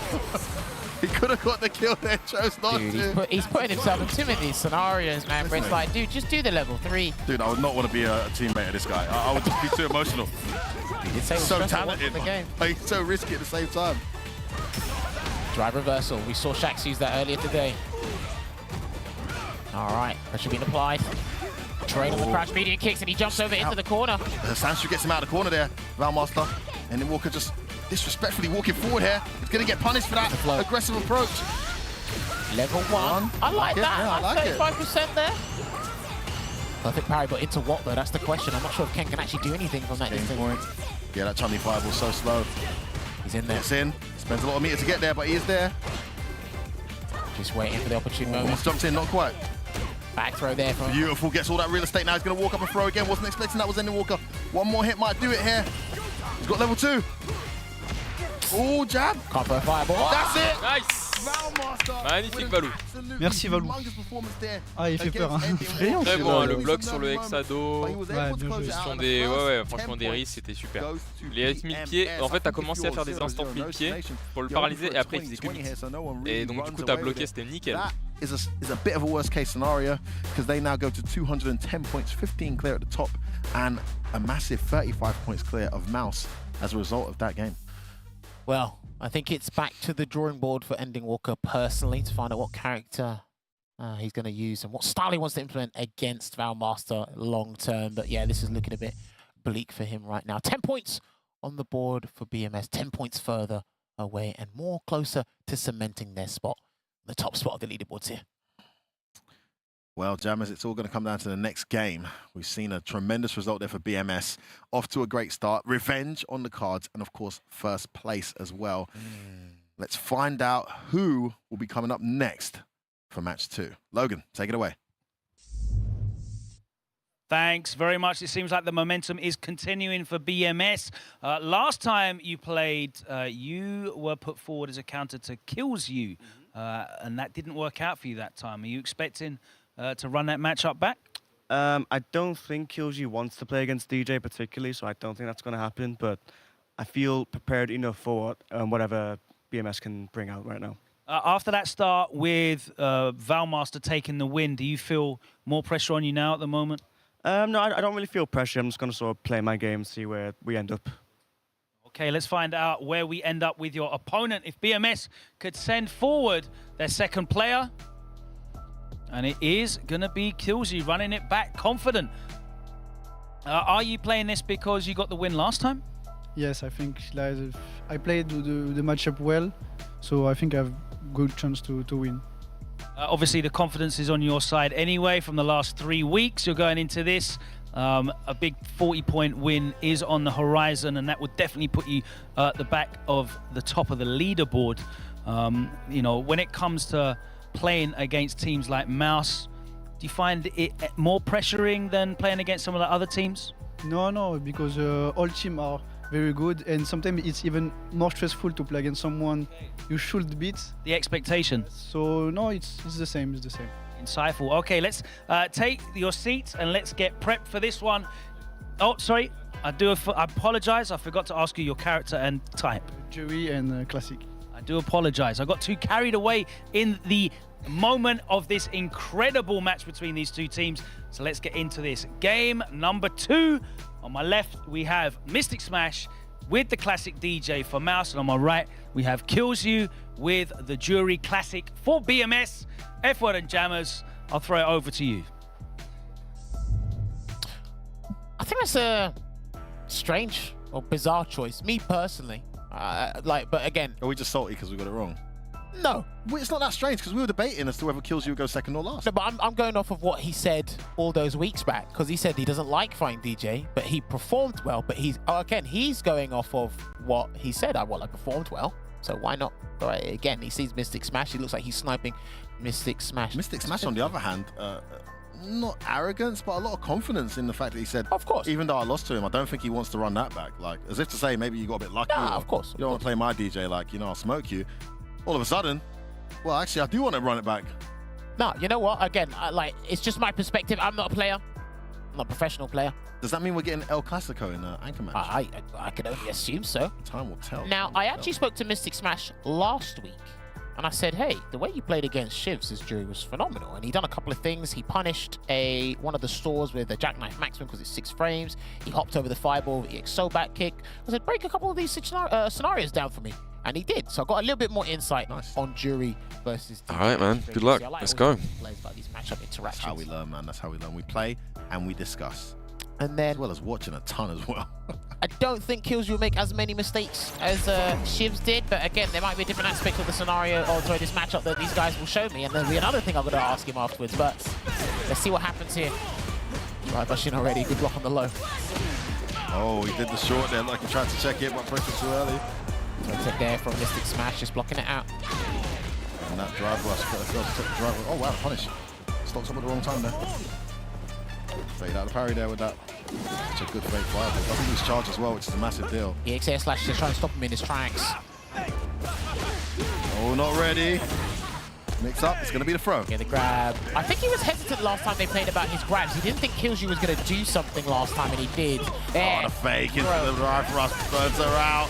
Guaranteed chip, that does so much chip. Checkmate scenario there, well executed by Mystic Smash. Good start here. Drive rush is under. Ooh, big whiff. Punished. All right, here we go. Jury gets the party started with that crouch medium DR. Takes the grab, puts him out of range, so he can throw out the air slashes, but slowly encroach on that space. Ooh, that was close. Yeah, he can tell. He said he can tell by the store animations as to what. Oh, that's gonna hurt. Clip into machine gun up on. No, he's gonna go jackknife maximum instead. Corner carry. And the dashes. Throw. I have to dash up and do it again. Oh, bad timing for that button. Well jumped out there by Kills You. Now he gets his party started. Counter hit, not confirmed. Gonna burn him out here, and that's exactly what he does. There's a fireball. Hops No, you over. don't. Stuns the threat. Overhead hits. Should be able to kill here if he spends the cash. Reset's gonna be there. He was not looking for it. Also, does he want to spend the meter? Might as well be mashing level 1. Definitely don't risk a No, I think level 1 doesn't work. DJ's level 1 doesn't work, so he hasn't got the invincibility. He can only use level 2 and level 3, so... So it's an expensive... It's almost like he called him out there. Yeah. Great start. Straight there. Oh, counter hit. He could have got the jackknife maximum, but I don't think he had charge. Maybe it was too far there, Jammers. He did just dash as well. True. Oh, he predicted that. Gonna go into level 3 this time. That's why he saved it. Let's use it this round. Give him a bar and a half towards burnout. Well, he's got his own level 3 here to work with. He's taking a lot of me. It's gonna burn him out. He does exactly that. Great time to turn it on. Button at the wrong time. I've said a million times. One of GJ's susceptible weaknesses is that reset. Reset. He's been catching him. He caught him last time with that. Allez mon kills. Ça come back. Just a couple of absolutely genius moments from Un Kills. D, un over dans reset. Il commence à s'adapter, il déchoppe et tout. Donc, mais t'as jamais shimmy par contre, t'as vu? Donc si tu shimmy à mon avis... Yeah, he likes to reset mid-combo into overhead or DI. So risky. Okay, it's fine. Into once we're all done, because even that's bugging me about the options, what you can do. Like, you think they're not going to reset you. They're going to continue the combo because they spent 3 bars to finish the combo. I mean, look, they can go for a new one. That's the whole point of a reset. But would players have to start just holding DI? You're not going to reverse in that scenario because you just don't know. Are you going to have to start holding DI? You're going to have to start hold back instead. A perfect parry start here. He's had good starts to every round, but Kills You just had the clinical reads. It's not about how you start, it's how you finish, man. We actually made the right read on that throw. Doesn't pay off. That counter hit's going to link. Lovely stuff into the medium so back there. One throw. This with the meaty. Oh, what a choice. Parried at the right time off that meaty roundhouse. Great punish we spoke about at the start of the set. Oh, trade.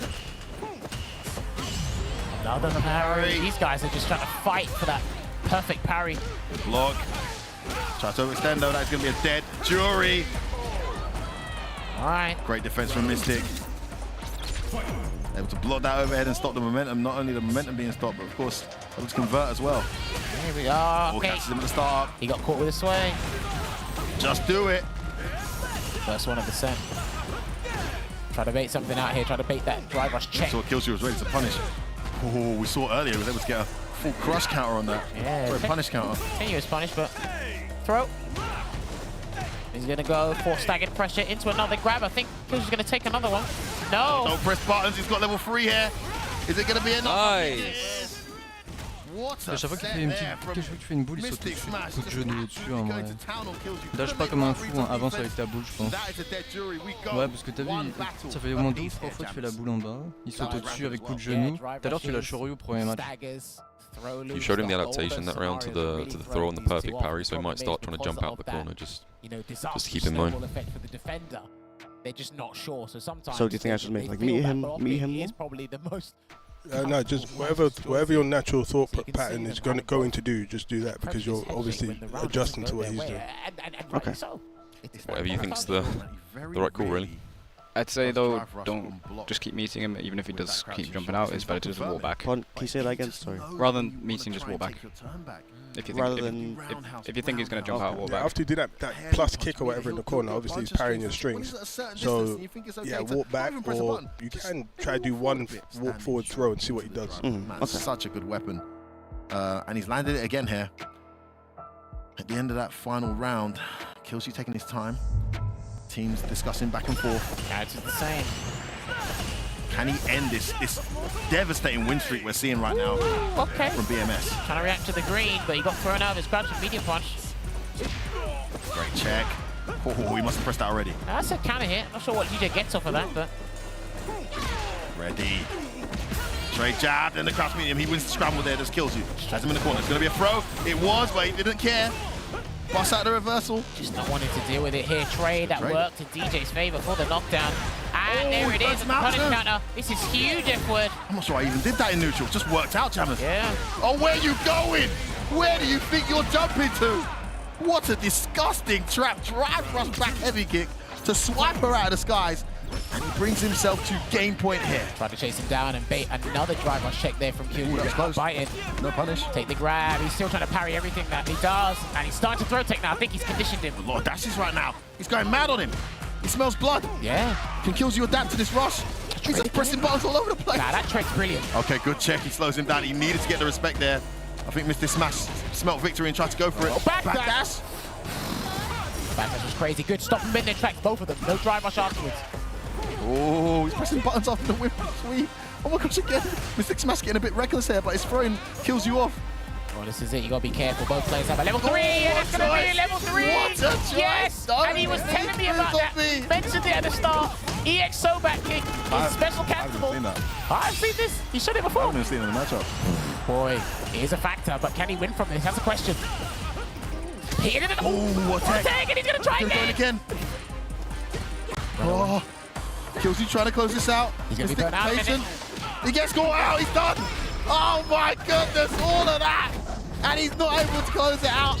Beautiful composure, calmness, and deadly change of pace there from Kills You as he brings it back and flashes the cash to get himself at game point. Both players, man, BMS will not be denied, Jammers. No super gauge, no holds barred, all strategy out the window. Let's just... Oh, it's a good start from Mystic. Let's throw the haymakers, baby. Oh my goodness. And again. Not again. Nah, yeah. Oh, he actually went for it again, though. That's negative 2, throw take there. He's in there. No drive reversal there. Watch out for that stand short. Oh, where you going? He got it with the X. Oh, he's gonna get it. That should be it. That should be it. Double Very sick, very sick. Let's go. Let's go. Playing so solid, man. Bro, that was so sick. His incredible season I'm just getting carried. continues here. I am getting carried. Why was he confident in the matchup? Why was he confident in Good against stuff, Kills You after bro. losing Playing to so him? sick. That, my guys, that Jammers, that is why.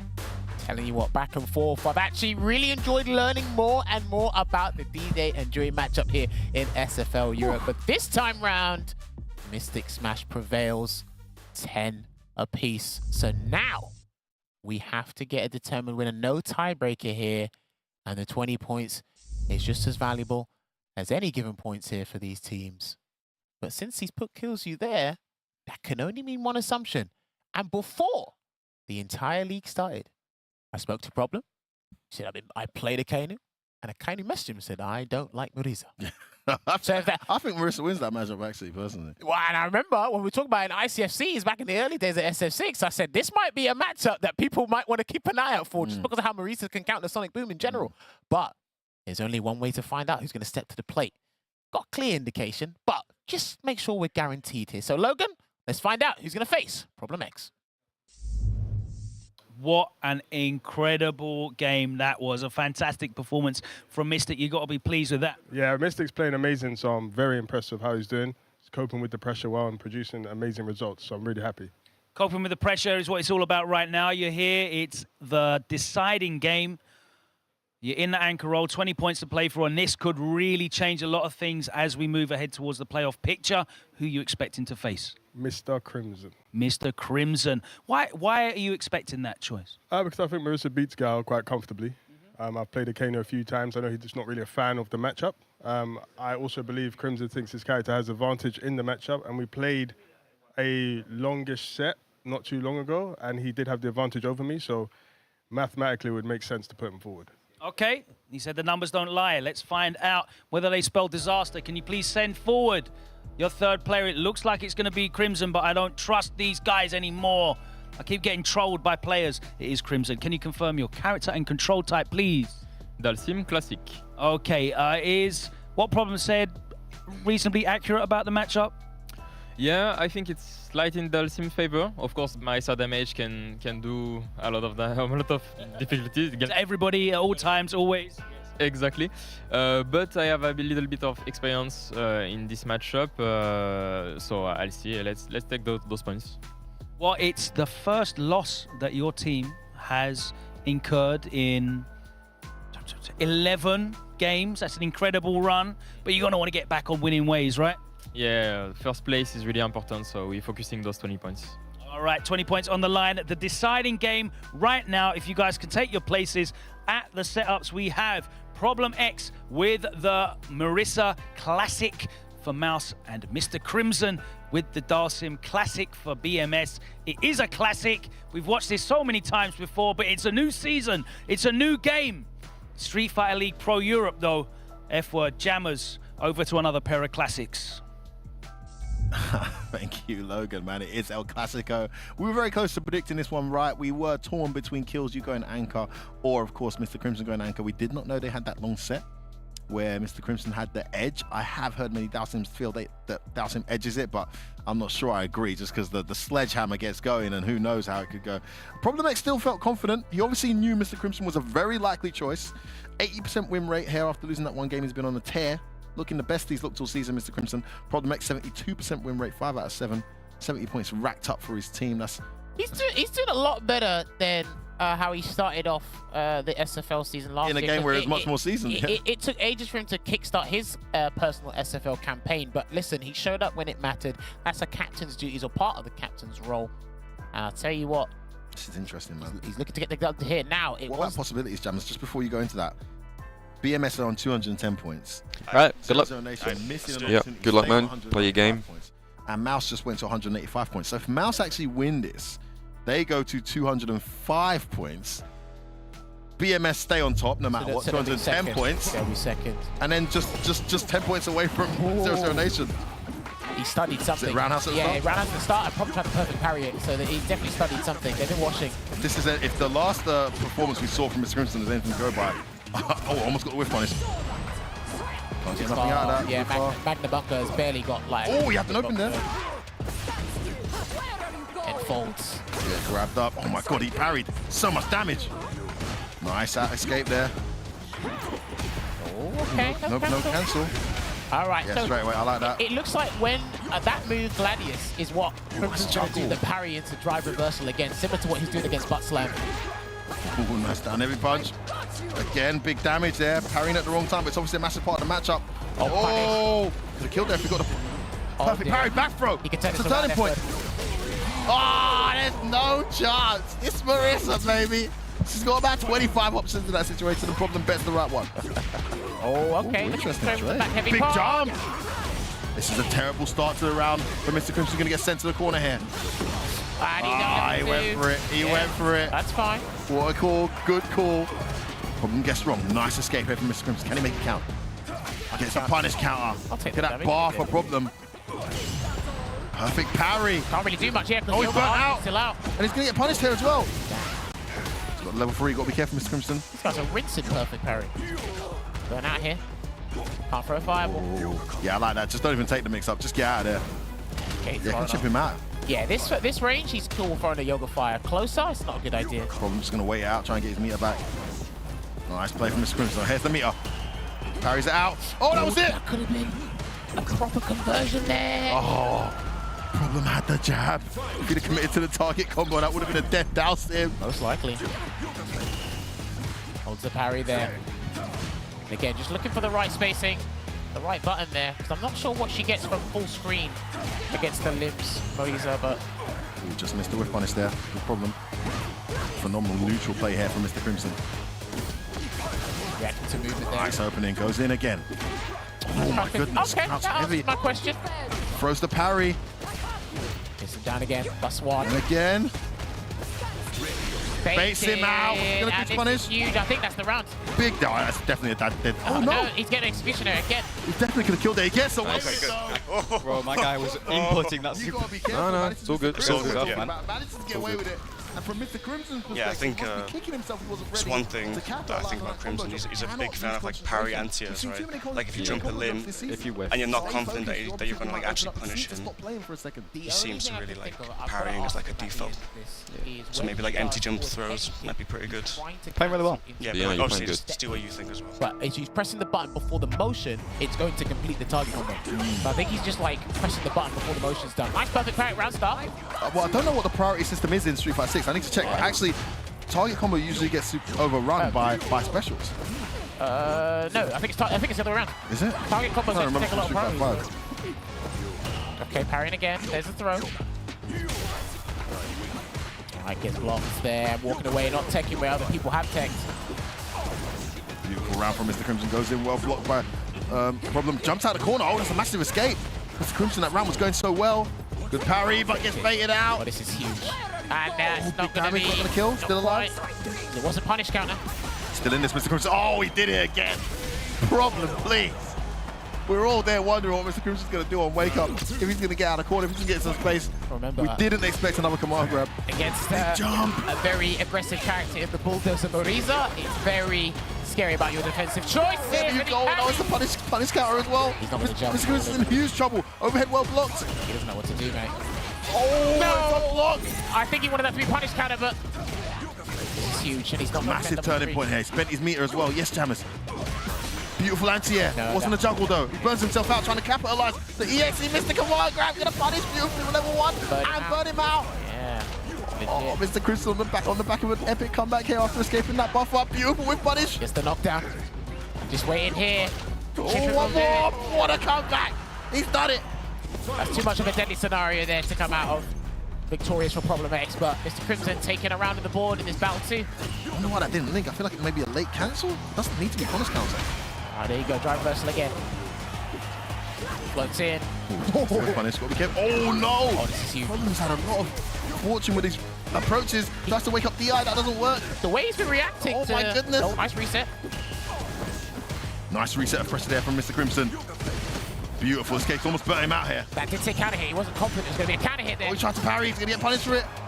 What a comeback here from Mr. Crimson, and he's got level 3 too. Guaranteed. Problem's got to be careful. Yeah, he's got to hold this. Just keep on throwing, just keep on throwing. Oh, no, he's got he missed it. Oh boy. He's got to be careful about you going airborne or floating here, because that level 2 does go upwards from Moriza. Goes in, he's one hit. No, he stuns it. Yes. We didn't see the corner, Problem wasn't looking for it. I think. He's there. I think that's it. He's got it, it's a CA. Wait, he cancelled a bit early then, huh? Yeah, couldn't he have done more? Cancelled early. He's still alive. Maybe he couldn't have killed. Maybe he knows he couldn't have killed. Okay. He's the only one who'll know. He could have killed. Yeah, that definitely could have killed. Okay. Oui, ça fait du bien. Tu pouvais tuer là sur le Ça, je pouvais tuer, mais j'hésitais. Je me suis dit, est-ce que ça me met en burn-out? T'as bien fait. Mais par contre, tu prends beaucoup de dégâts. Attention, sur empty jump, empty jump. D'accord. C'est pas que ça, c'est des fois quand il se rapproche, il t'est rentré, je pense, peut-être 4 sauts dans les 2 matchs. D'accord. 4 sauts MK, quand il se rapproche. Ça marche. He's gone into trainer mode, Yoga Arch, drive rush in, 3 bars, and then get the round. This specific scenario, but he takes it. Great start to this round as well. Problem so close to a 2-0 lead. Doesn't happen. The parries are kind of 50-50 for Mr. Crimson. They work for and against him. It's a risky choice against Marissa because she gets so much reward. What a bet on that drill. But she's constantly drive rushing in at you. He wants to burn him out. Yeah. He does exactly that. Mr. Crimson's got, whoa, raw teleport, it actually worked. Oh no, this is guaranteed because level 1 is terrible. With punish. He gets close enough here. That raw teleport out of the corner was genius. Now. Beautiful anti-air. Throw. He's got his bar back. This is a great situation. Mr. Crimson going to go in and throw again. Yes, he does. He gets it. And that all started from the raw teleport behind. Problem was not ready to do an optimal punish to that. Just jab, nothing. And Mr. Crimson had the whole screen to work with. Fantastic choice there. Oh, wow, the delayed heavy kick. Yeah. Man, these guys know the intricacies of the matchup. All right, +2. Not biting here. Nice delayed jab. Teleport back into the corner here. He's almost burnt out here. Okay, nice. Yeah, low, nice medium. This is a great sequence from Mr. Crimson. Not going to level 3, waving too far. Oh my goodness, he bets it all it hits. Needs to hit here. That's going to work. He's going to get the level 3. And he's still not doing the double cancel because he's unsure it's going to kill. He doesn't want to put that one wouldn't have killed. That one wouldn't have killed. Yeah, he doesn't want to. Okay, it would have been close. Oui, magnifique.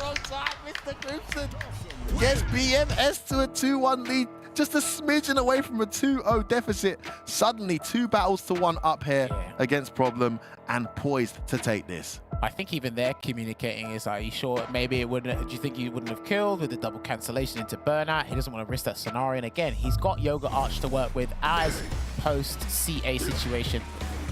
Yeah, he's been making it work incredibly well here. A couple of execution errors on Problem there, Nassim.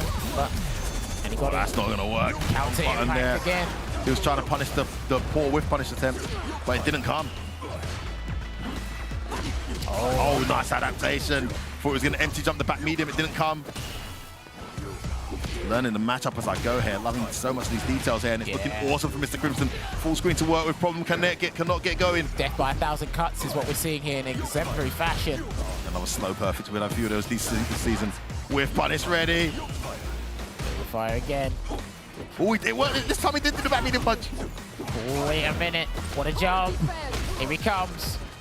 Yeah, he can't spend the meter and burn himself out for the Oki. He's just got to firm it. He might have to actually, it's like a difficult situation. Pick your poison at this point. Oh, look at this. He's going to get burnt out anyway. Wonderful round from Mr. Crimson. And he's on the verge now of getting this massive win for his team, sending them far away at the top. For 230 points. And a huge gap between them and Mouse if he does this. There's a conversion we'll be looking for. Yoga Inferno to end the anti-air conversion here. Yoga Arch in there. BMS excited. Is this the moment? Is this where they win this one-on-one match? This is a double header. Problem gets a hit though. Back throw. It's the back throw. It lands. Mr. Crimson didn't see it coming. Again, he bakes out the parry.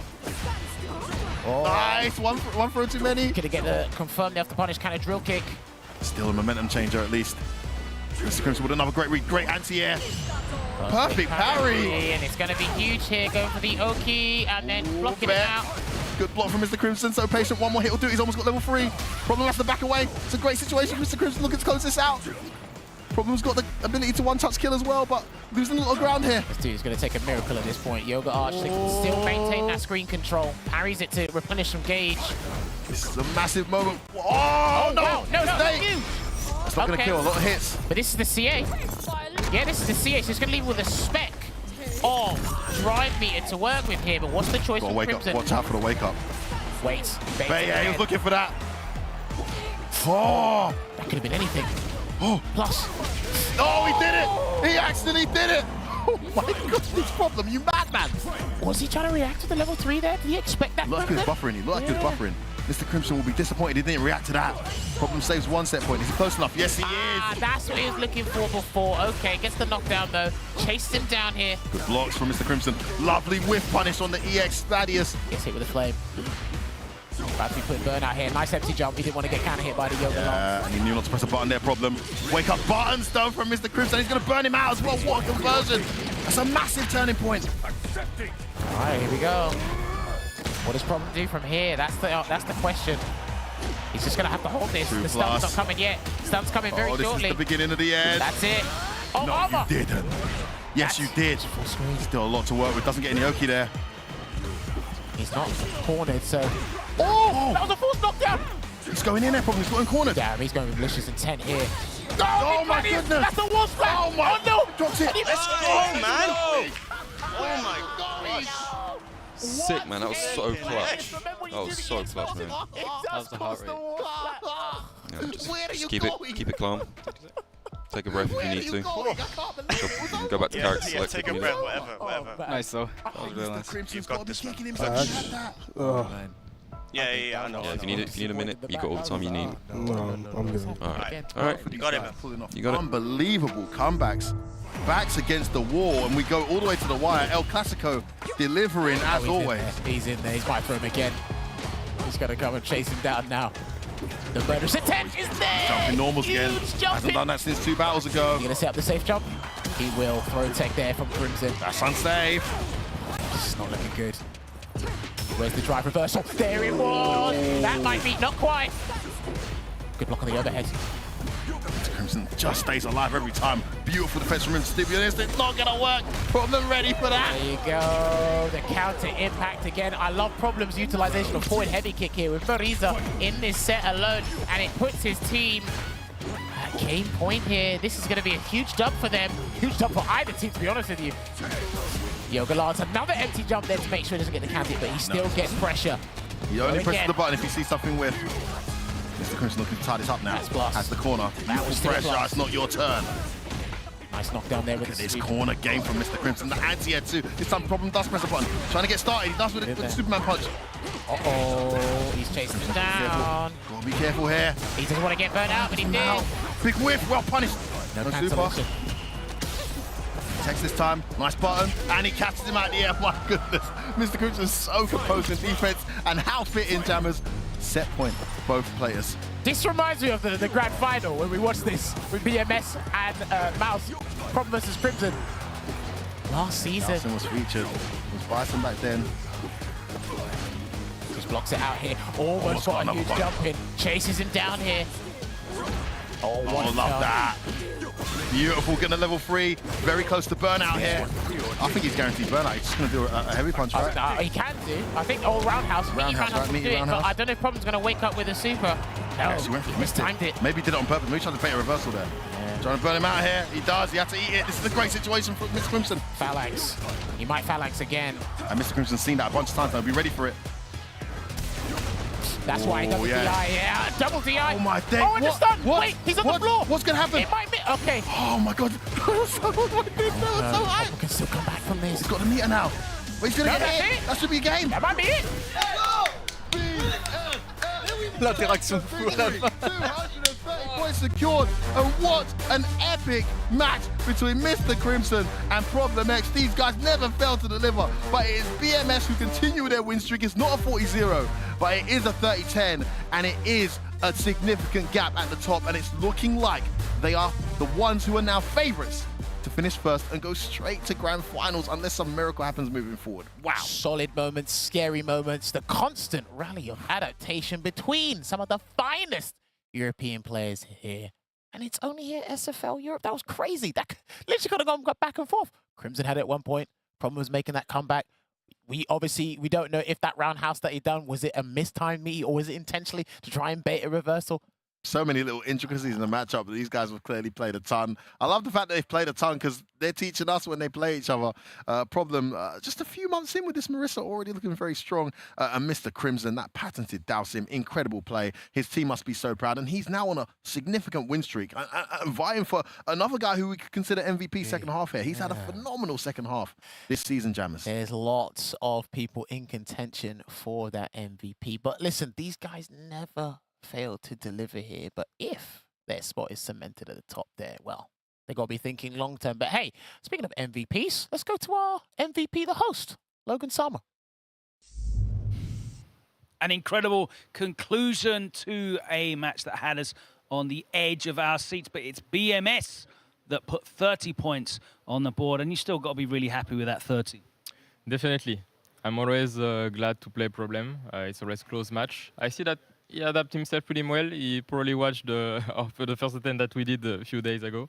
But we still need to stay focused. This is not the end, and let's focus on the next day. That's right. There's still a lot more to play for ValMaster.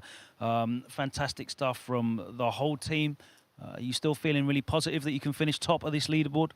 Yeah, we take 30 points today, so yeah, I think we're good in the leaderboard actually. We still have 2 matches before the playoff. We have to play Nation, so it's probably the hardest or hardest opponent. No, I think we have a good choice to take the first place of leaderboard, yeah.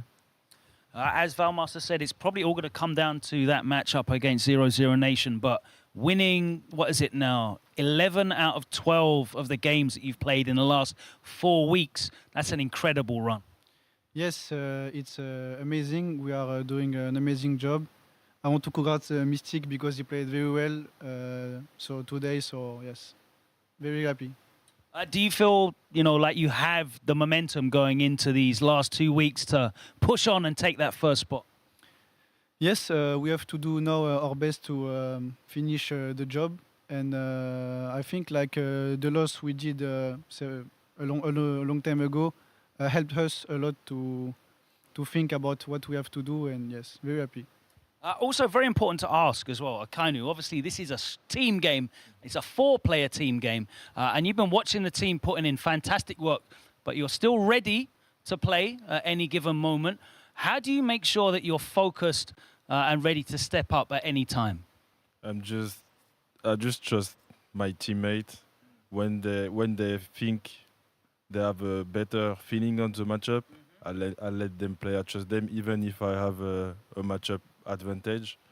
So yeah, I'm very happy about how they play, and we secure the first place. And I'm very happy.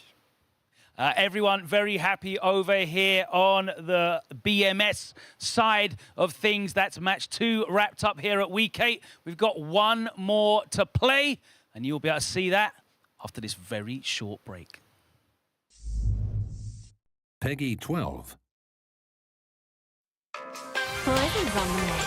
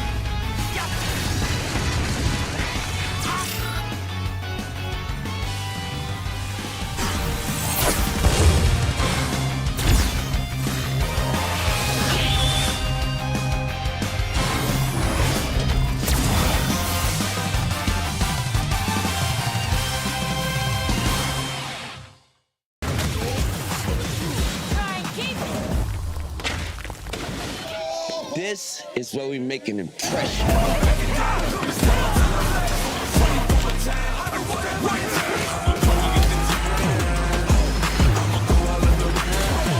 This is where we make our masterpiece.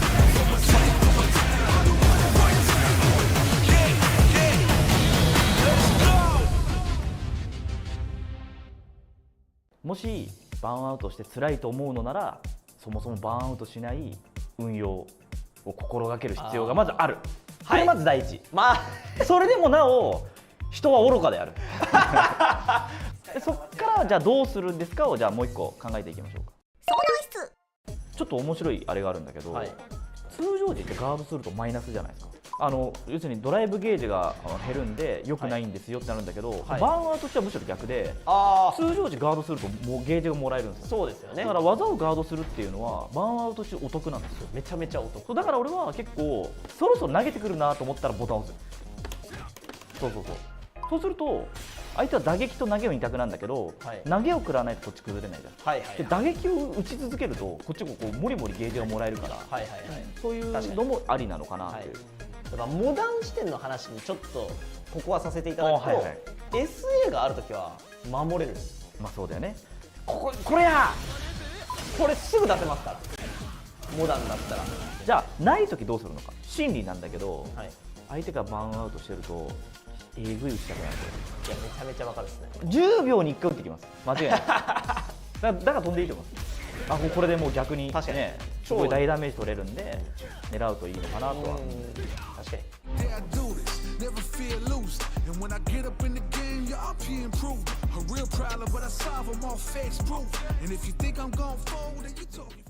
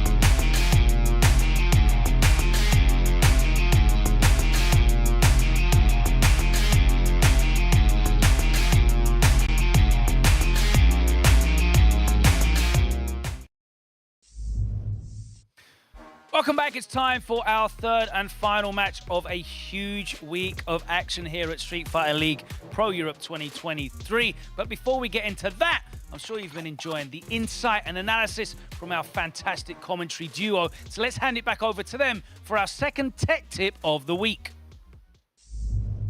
These have been enjoyable. Refreshing our memory, essentially learning twice. We relearn ourselves and teach you, the viewers at home. But yes, we have, our vernacular, our terminology we use here in fighting games, especially what you hear on broadcasts. I've done one beforehand. Now it's your turn again. You've been trying to avoid all the hard ones. I kind of copped out on this one, if I'm being. I think this one's super okay. easy. Which one? I haven't seen the Got your opponent in the corner. He's blocking everything. Bloody. He's taking the throws. This is ridiculous. That's the way he's going. Overhead with this. I blocks the overhead. You know what? Oh, yeah, baby. I didn't see that one coming to you. We're going to do command grab, which, simply put, is a special move that's not techable, not a strike, but is a throw. So an unblockable, untechable throw has distance, has range, and usually leads to a tremendous amount of damage. Now, is a bit of a double-edged sword because if you go for that command grab, it's not like a throw where the whiff animation has a pretty fast recovery versus other thing. Tends to have tremendous recovery. So when opponents see it coming, they can backdash to evade it or jump to evade it. It doesn't get people in the air, and they can punish you for tremendous damage. But are you really going to see it coming? I mean, I don't know, some people. I mean, I guess if you're up against Broski's JP, you might see it coming. But for the most part, if your opponent's sitting still. Anyway, command grabs aren't universal. They are applied to specific characters. There's a whole archetype on them. They're known as grapplers. They may have that untechable. Are they known as grapplers? I was having a long discussion with the guys outside, and they're like, Marissa's not a grappler. I'm like, really? Was Apple a grappler? They're like, no. I'm like, really? Listen, if I can't sit down and down, I'm with you on this, by the way. If I can't down back and chill and just react and block and take throws, you're a grappler. Well, Jan included. While they can't down back and chill, we can as we send it over to the host, Logan Summer, to introduce the first match. Don't get grabbed. F-word there, advocating for everyone's favourite grappler, JP, in Street Fighter 6, proving that grapplers are indeed top tier. Top tier action, though, for you here in match number 3 as two teams fight it out for that 4th spot on the leaderboard. They met previously, and it was a clean sweep for French squad BK Rog, but Guild are not out of the running yet. It's going to be a very exciting end to this week 8 with a lot to play for. So let's welcome the away team into the arena, Guild.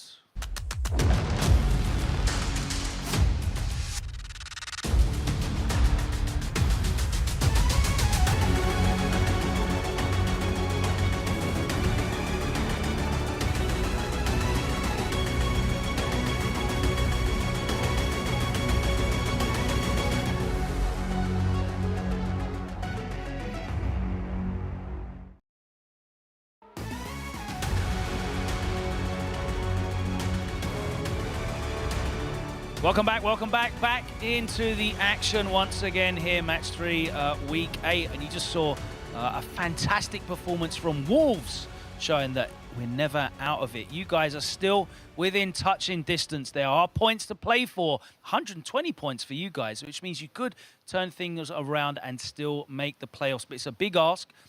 This is probably your most important match thus far in that race, because BK Rog are the team that are just ahead of you. How hard have you been practicing for this one?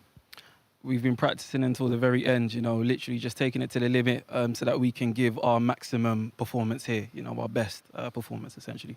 Now, it's going to be a big ask, because you played them last time and they were on the away end and they still got a 40-0 win. That's a huge score. Now you're at the disadvantage of being the away. It's going to be even more difficult for you. What's going to change this time round? I guess potentially the matchups, not more than that. You might see me, you might not. We'll see. I don't think, It's going to definitely be an exciting one. We saw Luffy play, finally. Do you think you're going to see him again? Have you prepped for it? Yeah, I've prepped for it. I believe that others have prepped as well. You know, they say Manon isn't too much of a scary character. So, yeah, we're not too worried about that, but let's see what happens. All right. Vega Patch, if you want to come down, let's ask you a couple of questions about this matchup again. Now, you played last time. You were the first player up against Kane. Now, this time you're away. Chun-Li's a very strong character, but she does have some counter picks. Do you think that you're vulnerable to that in this lineup?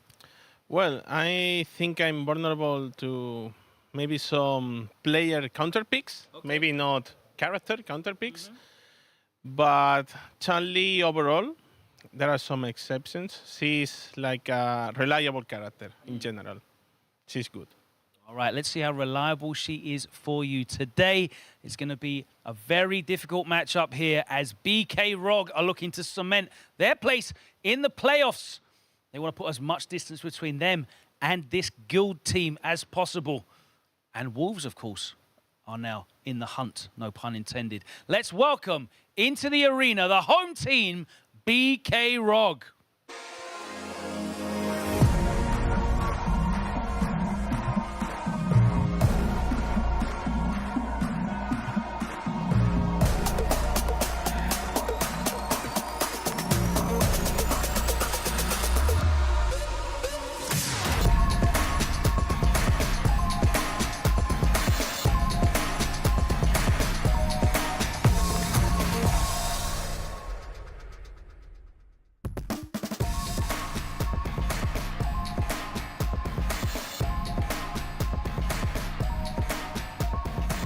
I've had enough of this. You're tricking me. I don't know what's... You walk in with your hands behind your back. You turn around so I can see the PlayStation pad. I don't know what's going on. Is that going to be working to your advantage, the art of misdirection? I hope so. I hope so. It's always a mix-up. It is always a mix-up. We don't want to get mixed up, though, at the moment, because it is crunch time. We've only got 3 more matches left, 120 points to play for, so there's a lot there available, but it's starting to get tight. That big win from Wolves means they're only 25 points behind you, so you want to put as much distance between them and yourselves as possible, right? Yeah, that's for sure, yeah. We are looking for the big win. You got a big win last time, and it was from the away end, so you must be very confident now that you get to pick your pairings. Not really, not really. Home or away, anyway.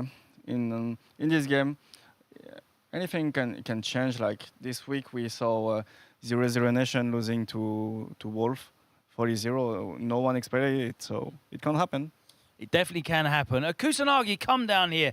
Let's talk to you a little bit ahead of this match. Now, you seem to be thriving under the pressure. You've never been involved in Street Fighter League before, but you've taken to it like a duck to water. You're just fully comfortable, performing at an incredible level. Are you just getting more and more excited the closer we get to the end of the season? Yeah, I'm really happy to be part of the team. It's not just about me, it's about the whole team, it's a work team. So I'm really proud of them, and we still focus because everything can happen, so let's get it. How important is it to have the experience of Luffy in the squad? Because obviously all 3 of you have not been involved in a Street Fighter League before, so you're not really familiar with how things are laid out, the process, the pairings, and the point system. how helpful has it been to have Luffy there guiding the team? I know Luffy from a long time now, so the vibes and the energy in the team is really good. So we're confident. Just get it. Just play. Let's go. Let's play. You want to take your seats over there at the home end? Let's get it started, guys. Let's move along, and we'll get into this first pairing. All right. It's a big ask for Guild.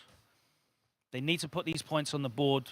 The gap is starting to widen. In fact, at the moment, they're at the bottom of the leaderboard after that big win from Wolves. But that proves that anything is possible. It was a 40-0 sweep last time in favor of BK Rog, but that doesn't mean anything today.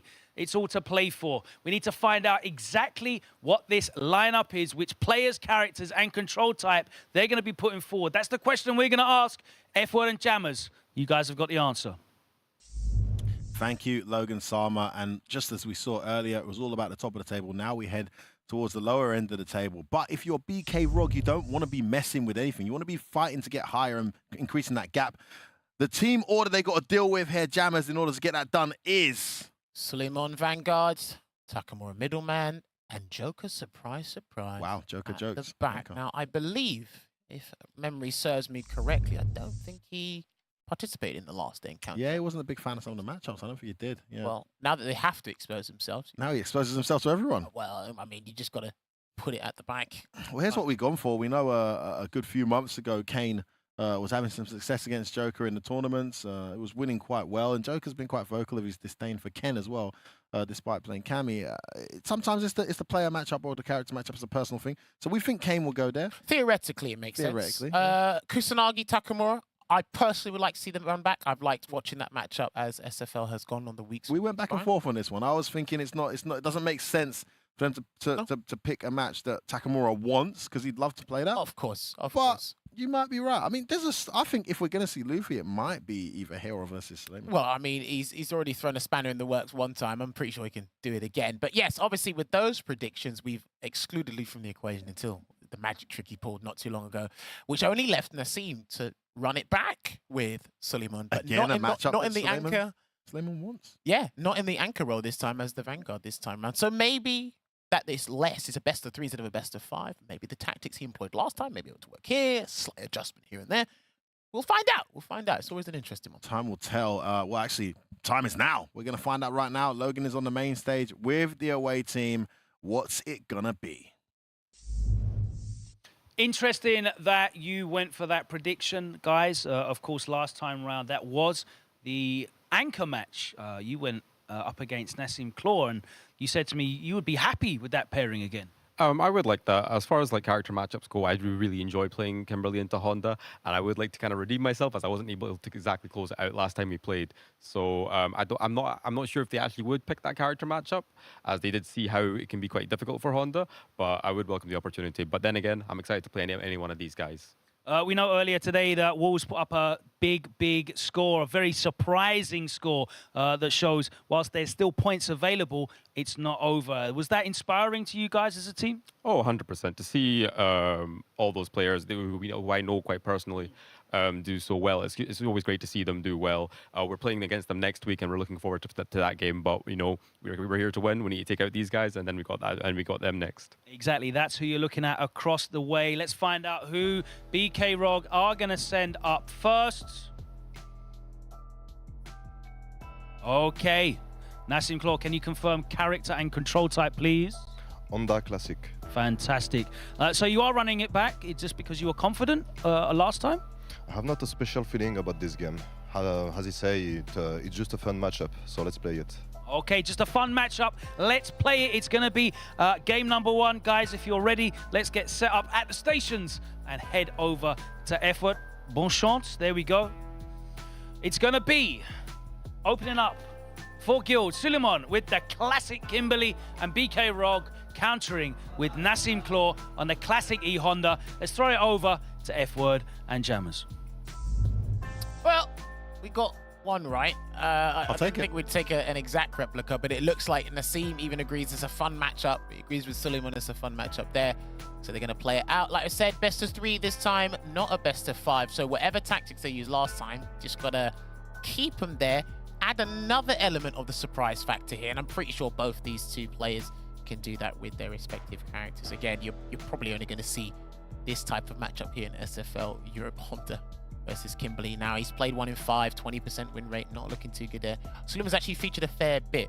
It was very difficult to anticipate where and when he would play the Team Guild, but the fact that he's been getting so much screen time and so much gameplay and accumulating all experience, because he's one of the people I spoke to and I said, regardless of what happens here throughout the entirety of this season, you're going to come out of this a better player. You're going to learn more about yourself, learn more about this environment, and wherever he decides to travel to for tournaments to come for SF6 in the future, well, you would have racked up that natural experience, and experience is the best teacher. No, I know. I was trying to parry every time. Inshallah, we get the parries today, huh? Don't worry, friends. We got this. Yeah? Just play your game. Doesn't mind Luke, but doesn't like Kusanagi style. Doesn't like Ken. Actually played against Ken last time because of all the players there, he had the most confidence, but not confident against Ken. So, you know, when you actually know the players and their details, oh, well, finally he's perfect parrying. Saw him get away with loads of those last time. Yeah, he wasn't getting them consistently before, but this time he gets a run stop from the crouch fierce into the throw, starting to throw loops. Now, Nassim's... He takes his turn back, he's always right with it. Yeah, Nassim's wake-up choices were one of the key factors of their last encounter here, so... He's been so good at that. Look at this. Perfect parry. Bar just getting obliterated there. Punish count's going to do a ton of damage. Gets caught trying to stand up. Nice safe jump. Oh my god, burns her out. Oh, gets that corner though. Okay, hitbox, hurtbox ratio a bit disjointed there, but... Misplaces that crouch heavy punch again. Nice jump, no punish though, too far away. Has to eat all of this. Oh man. Bad choice though, good forward jump there. His bar back as well. Sets up a can. What's the mix-up going to be? Just jumps He missed his crouch heavy punch, that sucks. You should be looking for that jump, gets hit by the overhead. Oh my, Nassim, you were just saying, Jammers, his wake-up choices. When he lets him get away with a jump out of the corner, Kimberly knows she's got to be punishing that. And he set up the can as well, and he still had the audacity to jump and goes low there from the... Oh, nice, lovely conversion. I haven't seen that one before. He did it earlier in the season. It's a really nice conversion. That jab always seems to reach. He's got good range on his buttons in general. Okay, he's pressed the button there. That's not going to side swap though. He's going to lose a can for the extra damage. Chases him down. Yeah, we'll drop. Caught Nice Phenom with check. that before, so... Yeah, there's a lot of times it's first. Oh, he's dead. Oh, no, he's not. Now, still alive. Okay, that particular sequence didn't lead to another drive rush. Yeah. Well, he's going to leave a guess for game anyway. It's a great situation there for the Nassim Claw. Can he close it out? I thought he was going to do walk-up command. All ready for the back throw, not going to let him get away with it. Oh, guess right. Bravo Nassim, let's go. Là, quand tu joues comme ça, quand t'es un peu en mode Nokia et tout, tu joues vraiment ton jeu en fait. Sans stress, tu fais vas-y, joue à Street Fighter 6, c'est parti. They want to go character select. Yes. But I think it's actually Nassim Claw that wanted to slow things down. And understandable, man. Take your breaks when you can, win or lose. You don't necessarily have to ruminate on certain things or dwell on anything. Just a quick thought process. It's like, okay, what went wrong? Maybe it was the approach. Maybe that, again, he's probably overthinking the wake-up options that Honda has. Maybe he's too cognizant of headbutt or something like that, and we haven't even seen the EX headbutt on wake-up. But again, Nassim's in his head when he gets the Oki there, Suleiman. So. First time this season we've seen these guys in the bottom. At one point they were in fourth. Gets a knockdown there and a throw tech from Nassim. Every point matters, Jammers. Indeed it does. Oh, that catches the jab out. And now he does wake up headbutt, and he still hasn't even covered the time. That was crazy. Headbutt and reaction there to check that drive rush though. Wasn't real. Reversal. Oh no! Wasn't the worst idea, but it's just too far for the elbow to connect. That combo drop, so reset actually worked out in Nassim's favor there. Oh, burn out. Again, the headbutt. Oh, he's just chipping away. And where you go in his classic Honda play now. Oh, wow. Nassim Claw turned the pace up. Wonderful assessment of his opponent's fear. Just smelt the fear. Headbutt, EX butt splash, drive impact. Suleiman just not ready. Looking Remember, great. There's zero on block, but there's a perfect parry to kick things off again, just like the start of this game one. There's a throw. Still tries to lock him in place. He went for the roundhouse, an early throw. Beats it out though. Been level 3 here. He can still turn this around here. Ninja Star Cypher gonna get the enhanced walk speed and the boosted damage. Wake up. Ah, he doesn't care. Let it fly. That's it, man. It's his wake up choices. Lovely defense from Nassim. He's got all the answers. Oh, the jab whiffs though. That might be the round. I think it is, yeah. This out. Yes, he does. Only because the damage boost is helping. Even though there is scaling in combos, that damage boost is helping, getting that iota extra damage. What a choice. Nassim Claw just shutting down any momentum that he's hoping to carry from that round into this one. All right, backs away. 2 headbutts hitting. Oh, it's the turn. It's a trap. Oh, too early. Yeah. I think that might be dead. Oh yeah, full combo. Yeah, this is it. Can he get the headbutt? Yeah. Oh, he might survive there. That adds, I don't know, man. Regular vitality. He put him in the yellow. She's gonna have a speck of health. Will it kill? Well, terrible guess situation now. 10 points for grabs here. This pick has been perfect so far from Nassim Claw. Well, he needs any sort of knockdown. No context sweep could be a thing, but... Looking for that drive rush. Not ready for it, though. Good call.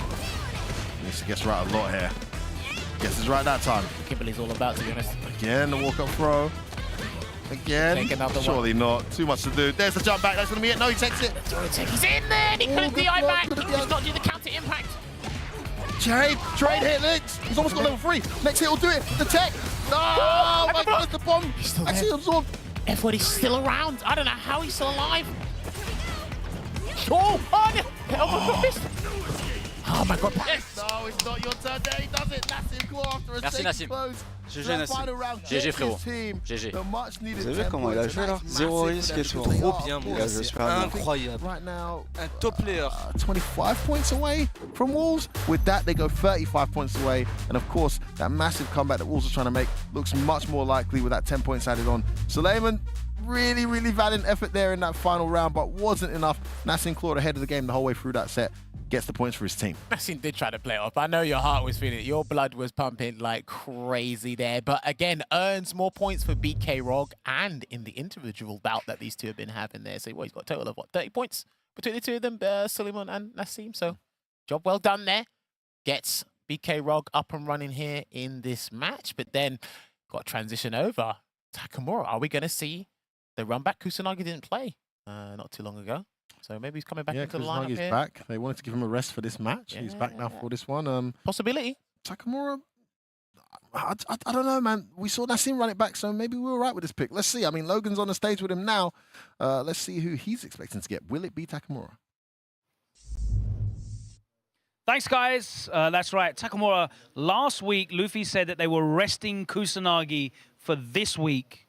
Do you think he's the player that's coming up to face you? Yes.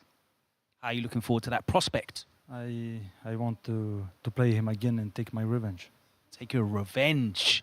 What's your history like playing against him outside of Street Fighter League? We play most of the time in ranked, you know. We know each other. We play a lot in ranked. But beside that, I never played him in tournament. New experience. Looking forward to it. It is the run back from last time these teams met, though, potentially. Let's see if BK Rog are swerving us. They are. It's going to be Kane.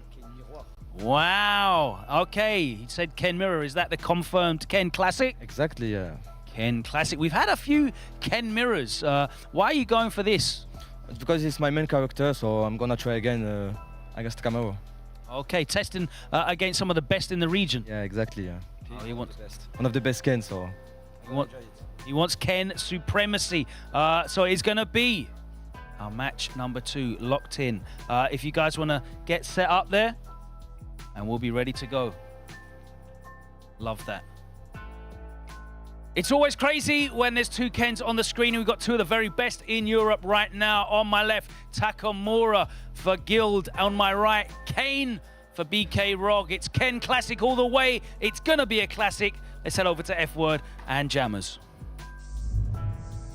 Yeah, I was not expecting that. I didn't think he'd want to put himself forward for Ken Mirror after what we saw a couple weeks back with Takamura beating Phenom in the Ken Mirror there. But hey, if he wants to take on the challenge and really have that motivation and that impetus to get his team driving forward and secure a place in the playoffs, so be it. I do like when Kane steps up and says, you know, I'm having fun. I find this matchup challenging. I want to do this. So yeah, when they're confident, I like that. But then you had a counterpoint with Takamura and his mindset towards runbacks or certain players, right? Yeah, I think pride takes a massive place in here. Could be honor. He's quite an old school guy. He's got an old school mindset. So, you know, things like honor and, you know, run it back. I mean, a lot to him and Kusanagi are good friends actually, as well as rivals. So, you know, he probably was anticipating that as similar mindset that Kusanagi has, he's going to run it back, but not to be the case. And this is actually, I think this is quite a smart pick.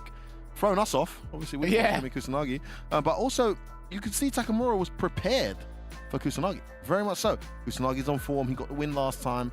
It makes sense that he's going to spend all his time preparing for Kusanagi. You know what?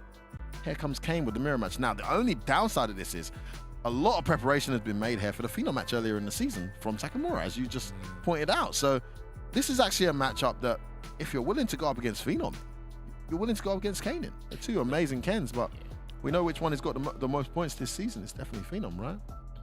Of course. We'll see how this one pans out. Another best of 3 here, 10 points on the line. Again, ever so reliable. Takamura has been for... Yes. Allez, let's go, Kane. Let's go, Kane. Allez, Kane. This is what happens. I don't think you're going to see a character swap if this doesn't work for Kane, to be honest with you, but he done it with Chun-Li, against Chun-Li a couple of weeks back, so let's see how this goes. I think it was really all about the perfect parry against the fireball, running in and getting that, and then playing the footsies. That's a good start from Kane. Standing short, buffing into the drive rush. Yeah, no matter how they do it, Kane players will always put you in the corner almost instantly. Counter impact again. Here comes the side swap, or not. He's going to side swap him, and he missed it. That's a difficult one to land, to be honest. Kudos for the effort, though. Swag points as well as side switch and damage there. Doesn't come off for Takamura, but still. He's got some wild stylistic combos in this game, to be fair, and most of them are optimal. Kid has always been one hell of a talent up against. Oh my goodness. Just DP a step kick. Good lord. And he does it again. I like that from Kane. Don't be deterred. Level of concentration required to do that consistently would be insurmountable. Still being patient here. Kane's patient style here. Sometimes it does work against him. Throw tech there from Takamura. Wow, Takamura, all the awareness. And this is what I'm saying, man. The preparation he made, specifically for Phenom, is now paying off against Kane. And actually, this means that we'll be Kane against Joker in the anchor match. Yeah, well, he thought was the go-to. Again, ready. It's Takamura, all the right answers. I like that he's using the EX Shoryuken option because he has a load of drive gauge to work with. So beautiful punish. I don't know what the punish, but just tremendous space in there on that crouch medium kick. And you see that familiarity we're talking about. Can Kane turn this around? Can he make Takamura uncomfortable? So far, so good here. The Team Guild. 10 points down, but Takamura takes the first round in convincing fashion. Yeah. Oh my goodness, that is hitting from a mile away. He's got to keep doing it, to be honest. It does propel him forward when he does do the first part of that EX Shoryuken. And then nice, there's one of his own. He can get some momentum here. Yes, he can. Check the corner. Doesn't block the overhead. Connects. Empty jump throw. Stick up another one. No. Oh, there it is. Let's take there, generate a little bit of space. Big risk there, though. Okay. Oh, the surprise walk forward back for a lands. He might go for the Kane's got to be careful here. Burns him out. Yeah, he's just hammering away at him. Oh, he didn't react. Got one drive rush here. He's not going to be able to kill. He's going to save it. Yes, I agree. Okay. Don't spend the bar if it's not going to kill. We said this earlier. Because he needs a drive gauge back for the next sequence here. And he's got just over 3 bars to work with. He can just slowly creep into that space. Yeah. What he's been doing the whole time. Oh, he checks it. Good block. Oh, punish. Let's go. Kane bet everything on that one, and it wasn't the right choice. And Takamura, after looking very much done that second round, able to switch sides with that sneaky back throw and bring that all the way back, and Guild find themselves in this set. We just got a real match. Yeah, I like that Takamura tried to catch Kane off guard there with the whiff jab into the drive rush there. There's 3 bars that was spent. Some players do that. I often see that with Zangief players, but like they tried to implement that. But then again, tricky scenario in the corner, no matter who it was. I didn't think he was going to do this, and he did. Wow, okay. Okay, now you see, this is what I'm talking about, and I actually like this choice. Because the comfort you could see there from Takamura in the Ken matchup, a bit too high. You do not do that. You do not do that. Respect me. And what a great start here. This Jamie Pick looking good already. Arrow kick to the corner. Empty jump low. Safe jumping goes empty. Gets the drink up. Nice back throw. Last minute as well. Probably wasn't sure if he could get full punish there into the typical Ken side switch. True. Just take the guaranteed back throw. No DP. That actually looked ambiguous. I thought he was going to go behind him, but there's that drive reversal he's been doing in the corner here. If I'm going to get burnt out, it would be on my terms, says Takamura. It's a great start here from Kane. Misses his overhead, but doesn't matter. There you go, Jin right into the low follow-up. There's a swagger step there. Step, oh, he's looking for it. Don't you dare try to ETI me. And he gets the side switch as well. Almost has his bar back. This round that was looking so good for Kane. What? He just did it. Yeah, I'm telling you, side kick super. Those jumps into supers of the eyes. It's going to cost him though. That should be. No, he's going to get it back. Oh, no, he's not. Not quite. Right. Oh, what a jump! He was aware. As soon as he heard the level 2, he said, you know what? The command grab's an option. He thinks I'm going to be asleep at the wheel. No, I'm going to anticipate the command grab. That's what he did. Takamura fully aware. Big whiff there when that drive across heavy punch. That round should have been Kane's. Why not a safe throw? Oh, the jab gets whiff punished. Oh, he missed the crouch medium. Yeah. Got a stand heavy kick. Was he trying to play it? Who knows? Well, anyway. Oh, this is looking great. Takamura running away now with this. Burnout as well here, F-word. Guess the game is not going to be the correct. Oh, kill. Yes. Let's go, Takamura. And Takamura getting his team back on the winning sheet. 10 points apiece, and an expensive 10 points dropped as well for Team Guild, who are trying not to focus on the lower end of the table. We're trying to climb to the upper end of the table and hopefully get a third or a second. At least if you get a third, you get a home advantage in that vital match before the semi-final. So that's a big drop. But Takamura looked absolutely fantastic, especially in the Ken mirror. The Jamie pick looked good for a while, but just a few categorical errors there from Kane. Lost against ValMaster last week. Lost against Takamura this week. I know he's having a good time using Jamie. His Jamie is formidable. But in this business end of the season, crunch time for a lot of these fixtures, especially these early matches, the middleman matches and the Vanguard matches, it's not looking too good. So now we must decide a winner here in this anchor match. Joker, the captain, is going to be on that side for Team Guild. But the question is, it's not Kane. That's all we do. That's his bogey match. It's not going to be Kane. So it could be Luffy, man. I don't know. But hey, let's head on down to Logan and Joker to find out who his opponent will be.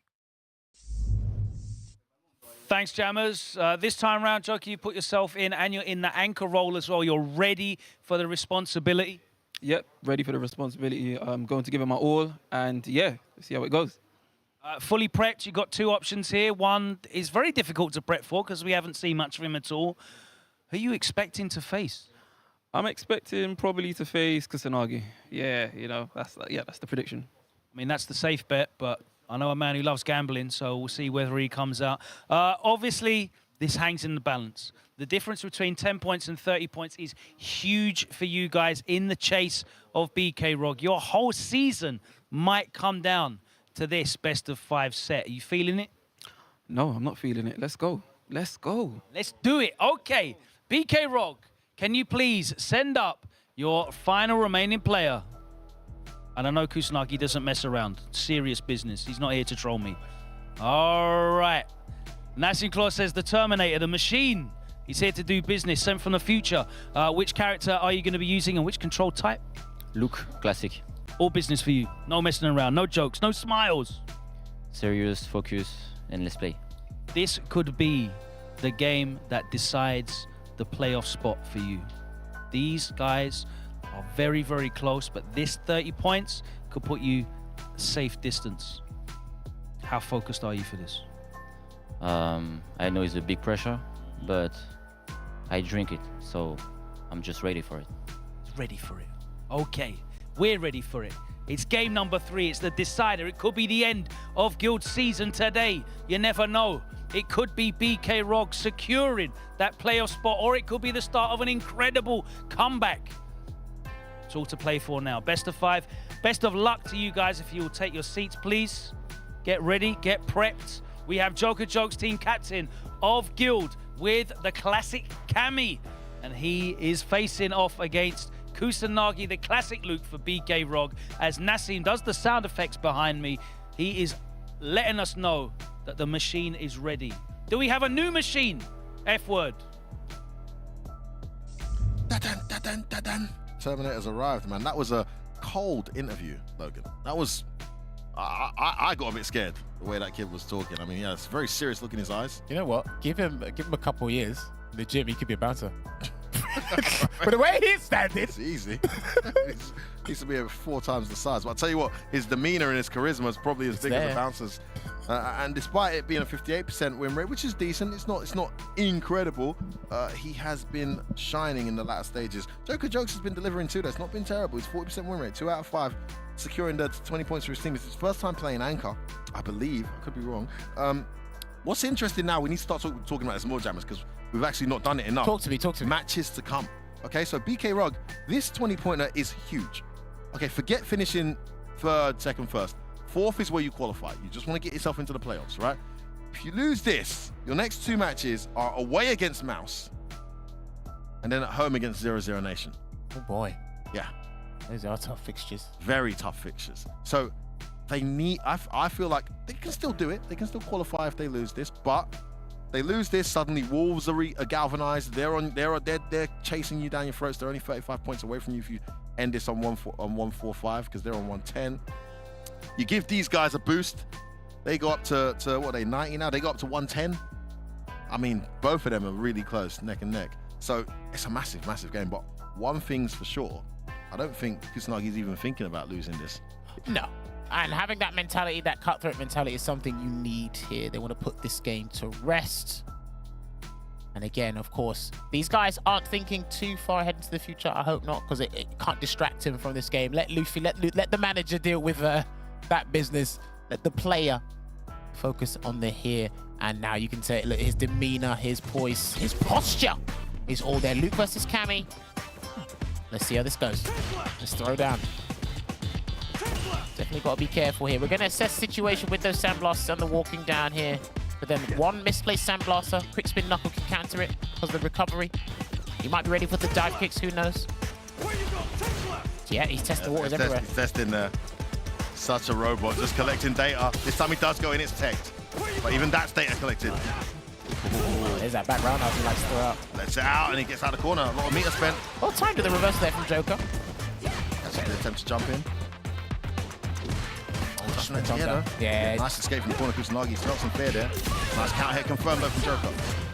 Goes in. For a tick again. These guys are definitely taking a lot here. Such huge implications this match. Oh, weird, not punished. Nice little delay on that staggered jab. Time to throw dust land for Joker. Tries to bait out a reversal. Good block. Didn't anti-air it though. I'll chase him down here with anything he can. Good. Oh, it's not your turn though. Great opening here. Ooh, wake up, okay. yeah, dive kick, gets counter hit, trying to press buttons afterwards. Overhead's gonna land. You can hear the BK Rog team popping off. Wake up jab this time. Catches him low. That should be enough. Yes, it is. Only 2 hits prior. Beautiful confirmed. Very clinical that from Joker Jokes. Gets himself the first round in this so vital 20-pointer. Well, that's a teaser as to what's to come in this game here. This best of 5. I'm all for it. Ah, guess it's right this time. There you go, gonna get the shoulder tackle for the knockdown. Backs away there, Joker, not wanting to deal with that mix-up. Good confirm on the counter hit. Nice side swap. Very punished counter. Misses his tick throw though. That walk back we saw earlier, level 3. Yeah, they're both gonna be burnt out now. Wait, hold on. No, he did the optimal thing. It might just be put him in burnout. Not quite. Not quite. He went optimal. Lock's done. Should have done the X wake up. You know they want to burn you out. I mean, he could have done super as well and saved it, but... Ah, it's not your turn. There it is. Kusanagi gets it to 1 apiece. Great advantage taken there of the burnout state. Joker Jokes just couldn't get out of blocks done. Just backdash at the start of the round. It doesn't do with any drive rush mix up. Nah, none of that. Not about that life. Sound like kick, no cancel. Both sound like kick, no cancel. Chased out. Interesting what his choices, what his options are when he blocks a roundhouse there from Cammy. Kusanagi. Perfect parry, first one we've seen. Oh, what? Full screen, just go in. That was so late. Kusanagi not DP in that. Scared he might do the fake. Oh, misses his attempt though. It's a throw. This could be a big turning point. Yes, it is. He gets thrown to the corner. Moments like that, Kusanagi looks to make count. Perfect parry, almost punished. Just out of range there. Good blocks there on the strings, well timed. Oh, these guys are in each other's heads. Yeah. Back and forth we go. In the roundhouse again, yeah, trying to check it, backdashing here and there, just really trying to scope out the options. Joker's showcasing after that block roundhouse again. Drive rushes in for the throw. Saw the empty jump coming, drive rushed in, took his turn, and again, whips out the reversal, does Joker. It's the right call. It's back and forth here. Got the level 3, one more hit will do it for Joker. Got to be careful there, Kusanagi. Doesn't see that jumping coming. He's going to bet it. Yes, he knew. No slam dunk though, they want to burn him out. Trying to kill it, trying to burn him out here. He smells the blood, he's almost burnt himself out in the process. Joker's in the corner. Big. Be careful. Oh, hit. Oh, that's huge. Can he kill here? No, he's going to spend it. Let's go!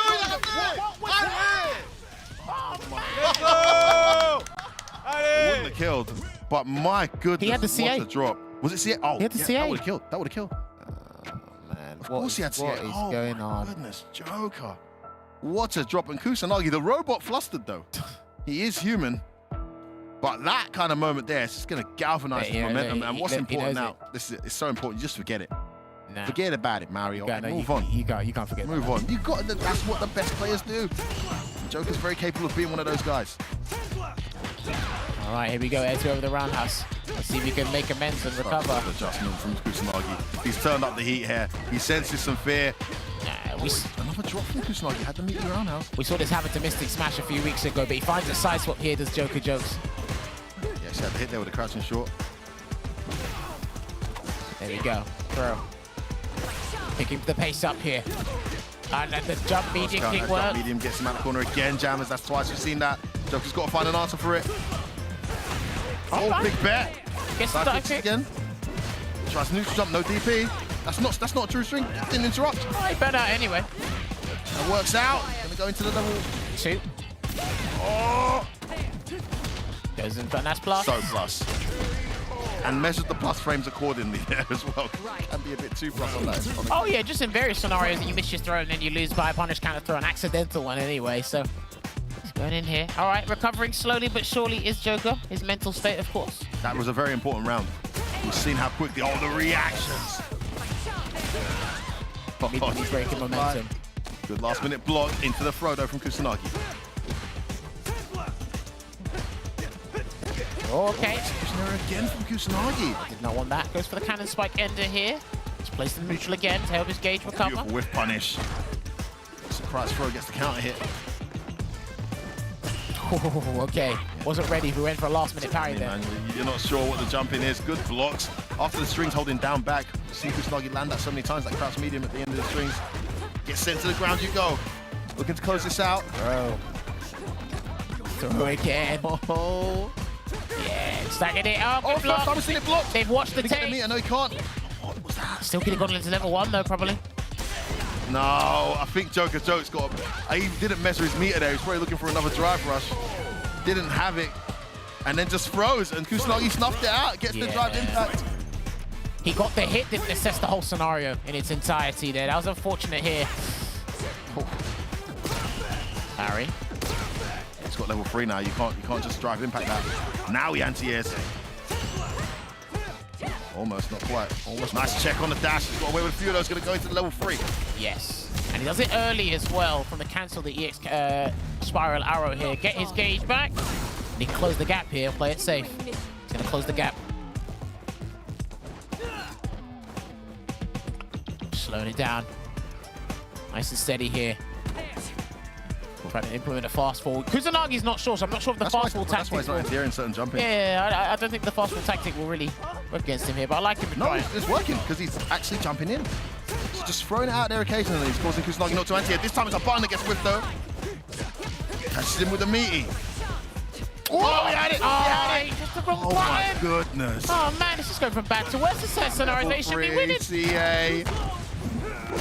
Good news is he's burnt out here. Yeah. It's the turnaround here. Kusanagi played so well from burnout earlier in the season. Let's see if we can do it again here against Joker Jokes. Nice. That's it. Vamos. On this occasion, the dash in into the delayed crouch heavy. Joker Jokes making it 1 apiece here, and could be 2 apiece had he not dropped that combo earlier. But it's 1 apiece, and Kusanagi's momentum momentarily halted. He's dangling the bait in front of us, mate. In another timeline, this would be a different scoreline here in this best of 5 here. But hey, the nice slow back and forth here, really trying to get into each other's minds, attack each other psychologically. That walk forward, standing short with punish was disgusting. Chases him down, gets a throw as well there. Spacing trap, that's one of Joker's. That jump out again, he's had that right every time, Jammers. Just seems to know. Misses his throw. Back in the corner. Okay, no, that might have been too much pushback. The crouch medium punch. Yeah, probably more an execution from Kusanagi than. Oh, he's ready for that scenario though. That was great. His control. Gets opened up though. And Kusanagi makes him count. Yes, he can. And again, what's it gonna be? Oh, patient blocking there from Joker Jokes. Oh, he went for the grab. That's a big gamble. It's not gonna work. That was rough. He tried. He's been implementing different options from the hooligan, but the grab just didn't work out there. Once you've chosen not to anti-air, you're in a neutral mix-up. It's actually, I agree with the decision. Just didn't guess right. Kusanagi with an awesome read. Let's close that round out, and he's burning him out here slowly. Oh, that's punishable. Yeah, way too close. Well punished. Meaty throw. All right, there you go. He wanted the perfect parry, didn't come. Yeah, he wanted to see if he take his turn back or try to interrupt. Oh, look at this pressure. Nice roundhouse there too. Slow him down his tracks. Uh-oh, he's coming. Gonna get the perfect parry. Oh, he's got him in the corner here. Nice jump escape, no button in the air. Oh, he tried to parry. That's guaranteed. Great answer. 1 time too many there from Kusanagi. Delta Red Assault hits, he's burnt out, so he's just going to slowly encroach in the space. He can't burn him out from a normal block. No, it's too far. Oh, no, walk forward round. Throw. That's great scenario. He's actually recovered his gauge, but 1 hit will kill here. Oh my God, he's trying to get a perfect parry. He can't get it. He's doing it way too early. And he can't do drive impact because he will see 1 more bet. Oh, too far. Okay, there we go. And he's almost going to burn himself out here again. He's going to get chipped. Kusanagi gets into 2-1 here. Phenomenal play from him. Joker Jokes tried to wait it out, waiting for his opportunity. Went for the throw bait twice, didn't come. And Kusanagi edging his team closer to an absolutely vital 20 points. Vital. Wolves definitely watching on the sidelines here, begging for a Joker comeback. Boy, they really want to try and drag BK Rock down into the trenches here, but he's just not biting. The machine here, the Kusanagi.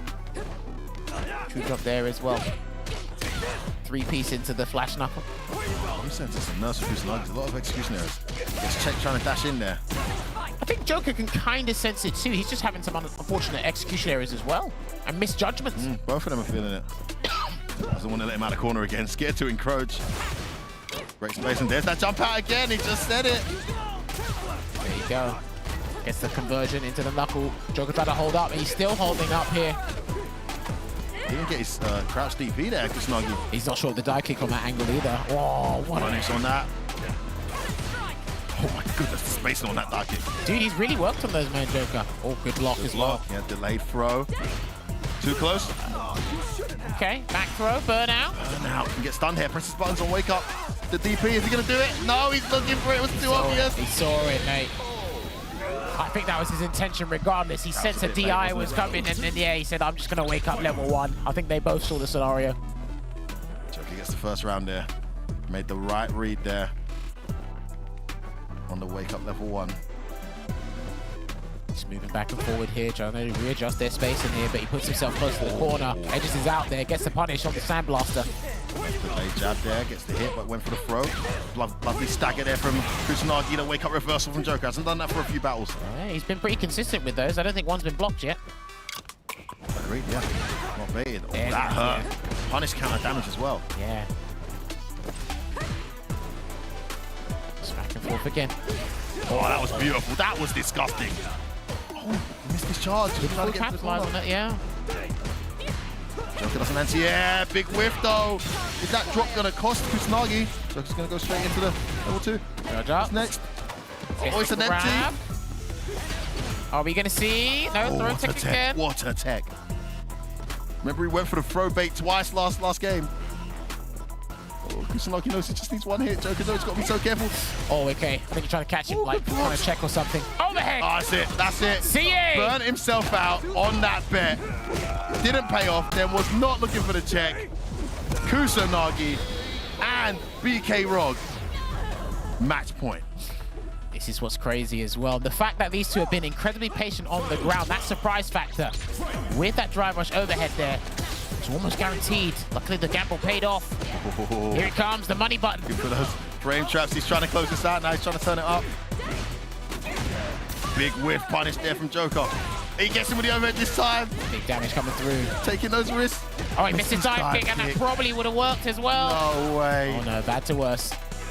He's out the corner at least, but Kusanagi's made a little mistake there, putting him out the corner, but puts him back in it. Oh, no. Rectify right away. This could be the beginning of the end for Joker. Charges up. Makes it now fly. the reversal Almost hit. burnt out here. He wants to try and let his gauge recover. Oh, he's almost got level 3. Kusanagi slowly encroaching. There's going to be a drive rush any second now. Joker Jokes needs to stop it. Yeah, one low forward from Joker. He needs it. And it might be the CA version he builds as well. He goes for the... Merci. Continuing where he left off. Getting an absolutely vital 20 points on the board for his team and sending them almost guaranteed now into a qualification position. That 30-10 is a huge result. And I must say, unfortunately, for his opponents there, this may be the end of the road. Oh, yeah, we have to mathematically check there, but despair for the team guild. But absolute delight, close, very close. The team BK Rog is getting worrying there again. Like I said, maybe in a different timeline. That first battle with that combo that Joker dropped, it could have been a completely different mentality. It could have been something completely different. And then that would have been it. Because Joker's been playing incredibly well every time he steps up. Again, he's getting experience from playing players in an environment he doesn't normally play them in and whatnot. So it's just great to see him here in general. But again, Kusanagi showing up at the most crucial time and showing you guys why you need to put him on your radar, just in general. Listen, man, didn't play his best, to be honest. Looked a little flustered, dropped a lot of things. And that's how some of the best players or best teams win. Exactly, and still got the win. That's so important. We know that from our good old football support days. Got to be able to grind out that win, even if it's not going all your way. Massive win. They go to 165, no, 165 points with that 30-point lead. And I think that's like a 45, 55-point gap from Wolves. So only 2 games left for Wolves. That's a massive ask. I believe Logan's there with the victors, who now look very much like they're very likely to qualify. Just a little bit more to do. Talk to me. Fantastic performance in the end. Unfortunately for Guild, they were not able to overcome the machine. Kusanagi, a fantastic performance from you, but you look flustered. Wasn't easy for you, was it? No, it was not easy. First time I played Joker Joke, so I didn't know what I'm going to expect. Very strong player. I respect him and I enjoy the game. 25 points now is what you need to guarantee that spot in FourF across 2 games. And I believe, is it 0-0 Nation you have next? Next we have 0-0 Nation and the week after we have Moose. So we have 0-0 Nation next week. And after that? We have, I think we have Mouse Sport, if I'm not wrong. That's not guaranteed to get those 25 points in those 2 games, is it? So it's still quite difficult for you. Yeah, it's pretty difficult. I mean, those 2 teams are really strong. But as I said earlier in the previous week, we're actually looking for the 2nd place. Because I know that my team is like kind of an engine. They need a match to get like warm up. Yeah. Because when you are 1st place, you can be cold when you come. Like it's like coming and playing grand final right off the bat. Yeah. So yeah, from the start, I'm kind of looking for the second place. Of course, first place is great, but my goal is actually second place. I mean, that's a winner's attitude to have. We're here talking about minimum points needed to qualify in 4th place, and he's talking about getting a top 2 seed. A fantastic attitude. Nassim, how was that to watch for you? A bit stressful? Not at all. No? Yeah, not at all. Full belief in the machine. Yes, of course. Of course, he's just amazing. I don't know how he make it. We'll get copyright strikes. Stop all that. Kane, you went with both your characters now that we've seen. The Jamie's in rotation properly. That's a full pick for you. Are we expecting to see more Jamie throughout the rest of the season? Yeah, totally. Maybe the next pick is going to be Jamie again. Okay, interesting. So you've still got 0-0 Nation and Mouse to play. You're looking forward to that prospect. There's some very, very strong Street Fighter legends on those teams. You're coming in, making your legend now, making your name in Street Fighter, and now you must be looking forward to facing some of those. Totally, it's my goal. I mean, it's our goal to win and to be the new legend. To win and be the new legend. We are writing new legends right here at Street Fighter League Pro Europe. Let's take a look at where that leaves us on the leaderboard after those 30 points. And you can see BK Rog have a 55-point gap between them. That means that they need to put at least 25 points up to guarantee that 4th spot, but they're looking at 0-0 Nation there in 2nd place, only 30 points ahead, and of course they play 0-0 Nation next. They could potentially get that 2nd place. Mathematically, as I check the numbers, anything's possible. It's crazy. There's so many points still available. We only have 2 weeks left here at Street Fighter League. It looks like BMS are clear, but again, we still have 80 points to play for. It is hectic right now. We have 2 more weeks. Let's see what we can look forward to in week 9. Okay, coming up in match 1, there it is. Mouse and BK Rog. That is going to be next episode's opening match. That's a huge one. Of course, Mouse are there in the top 4 already, sitting there in 3rd place. 0-0 Nation and BMS. That is a huge top of the table clash.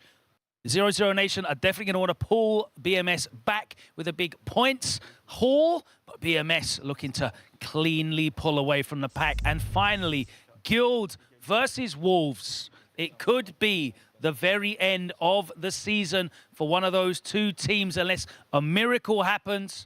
It's all happening here next week on Street Fighter League Pro Europe 2023. I hope you've enjoyed the action so far. Can't wait to see you next time round.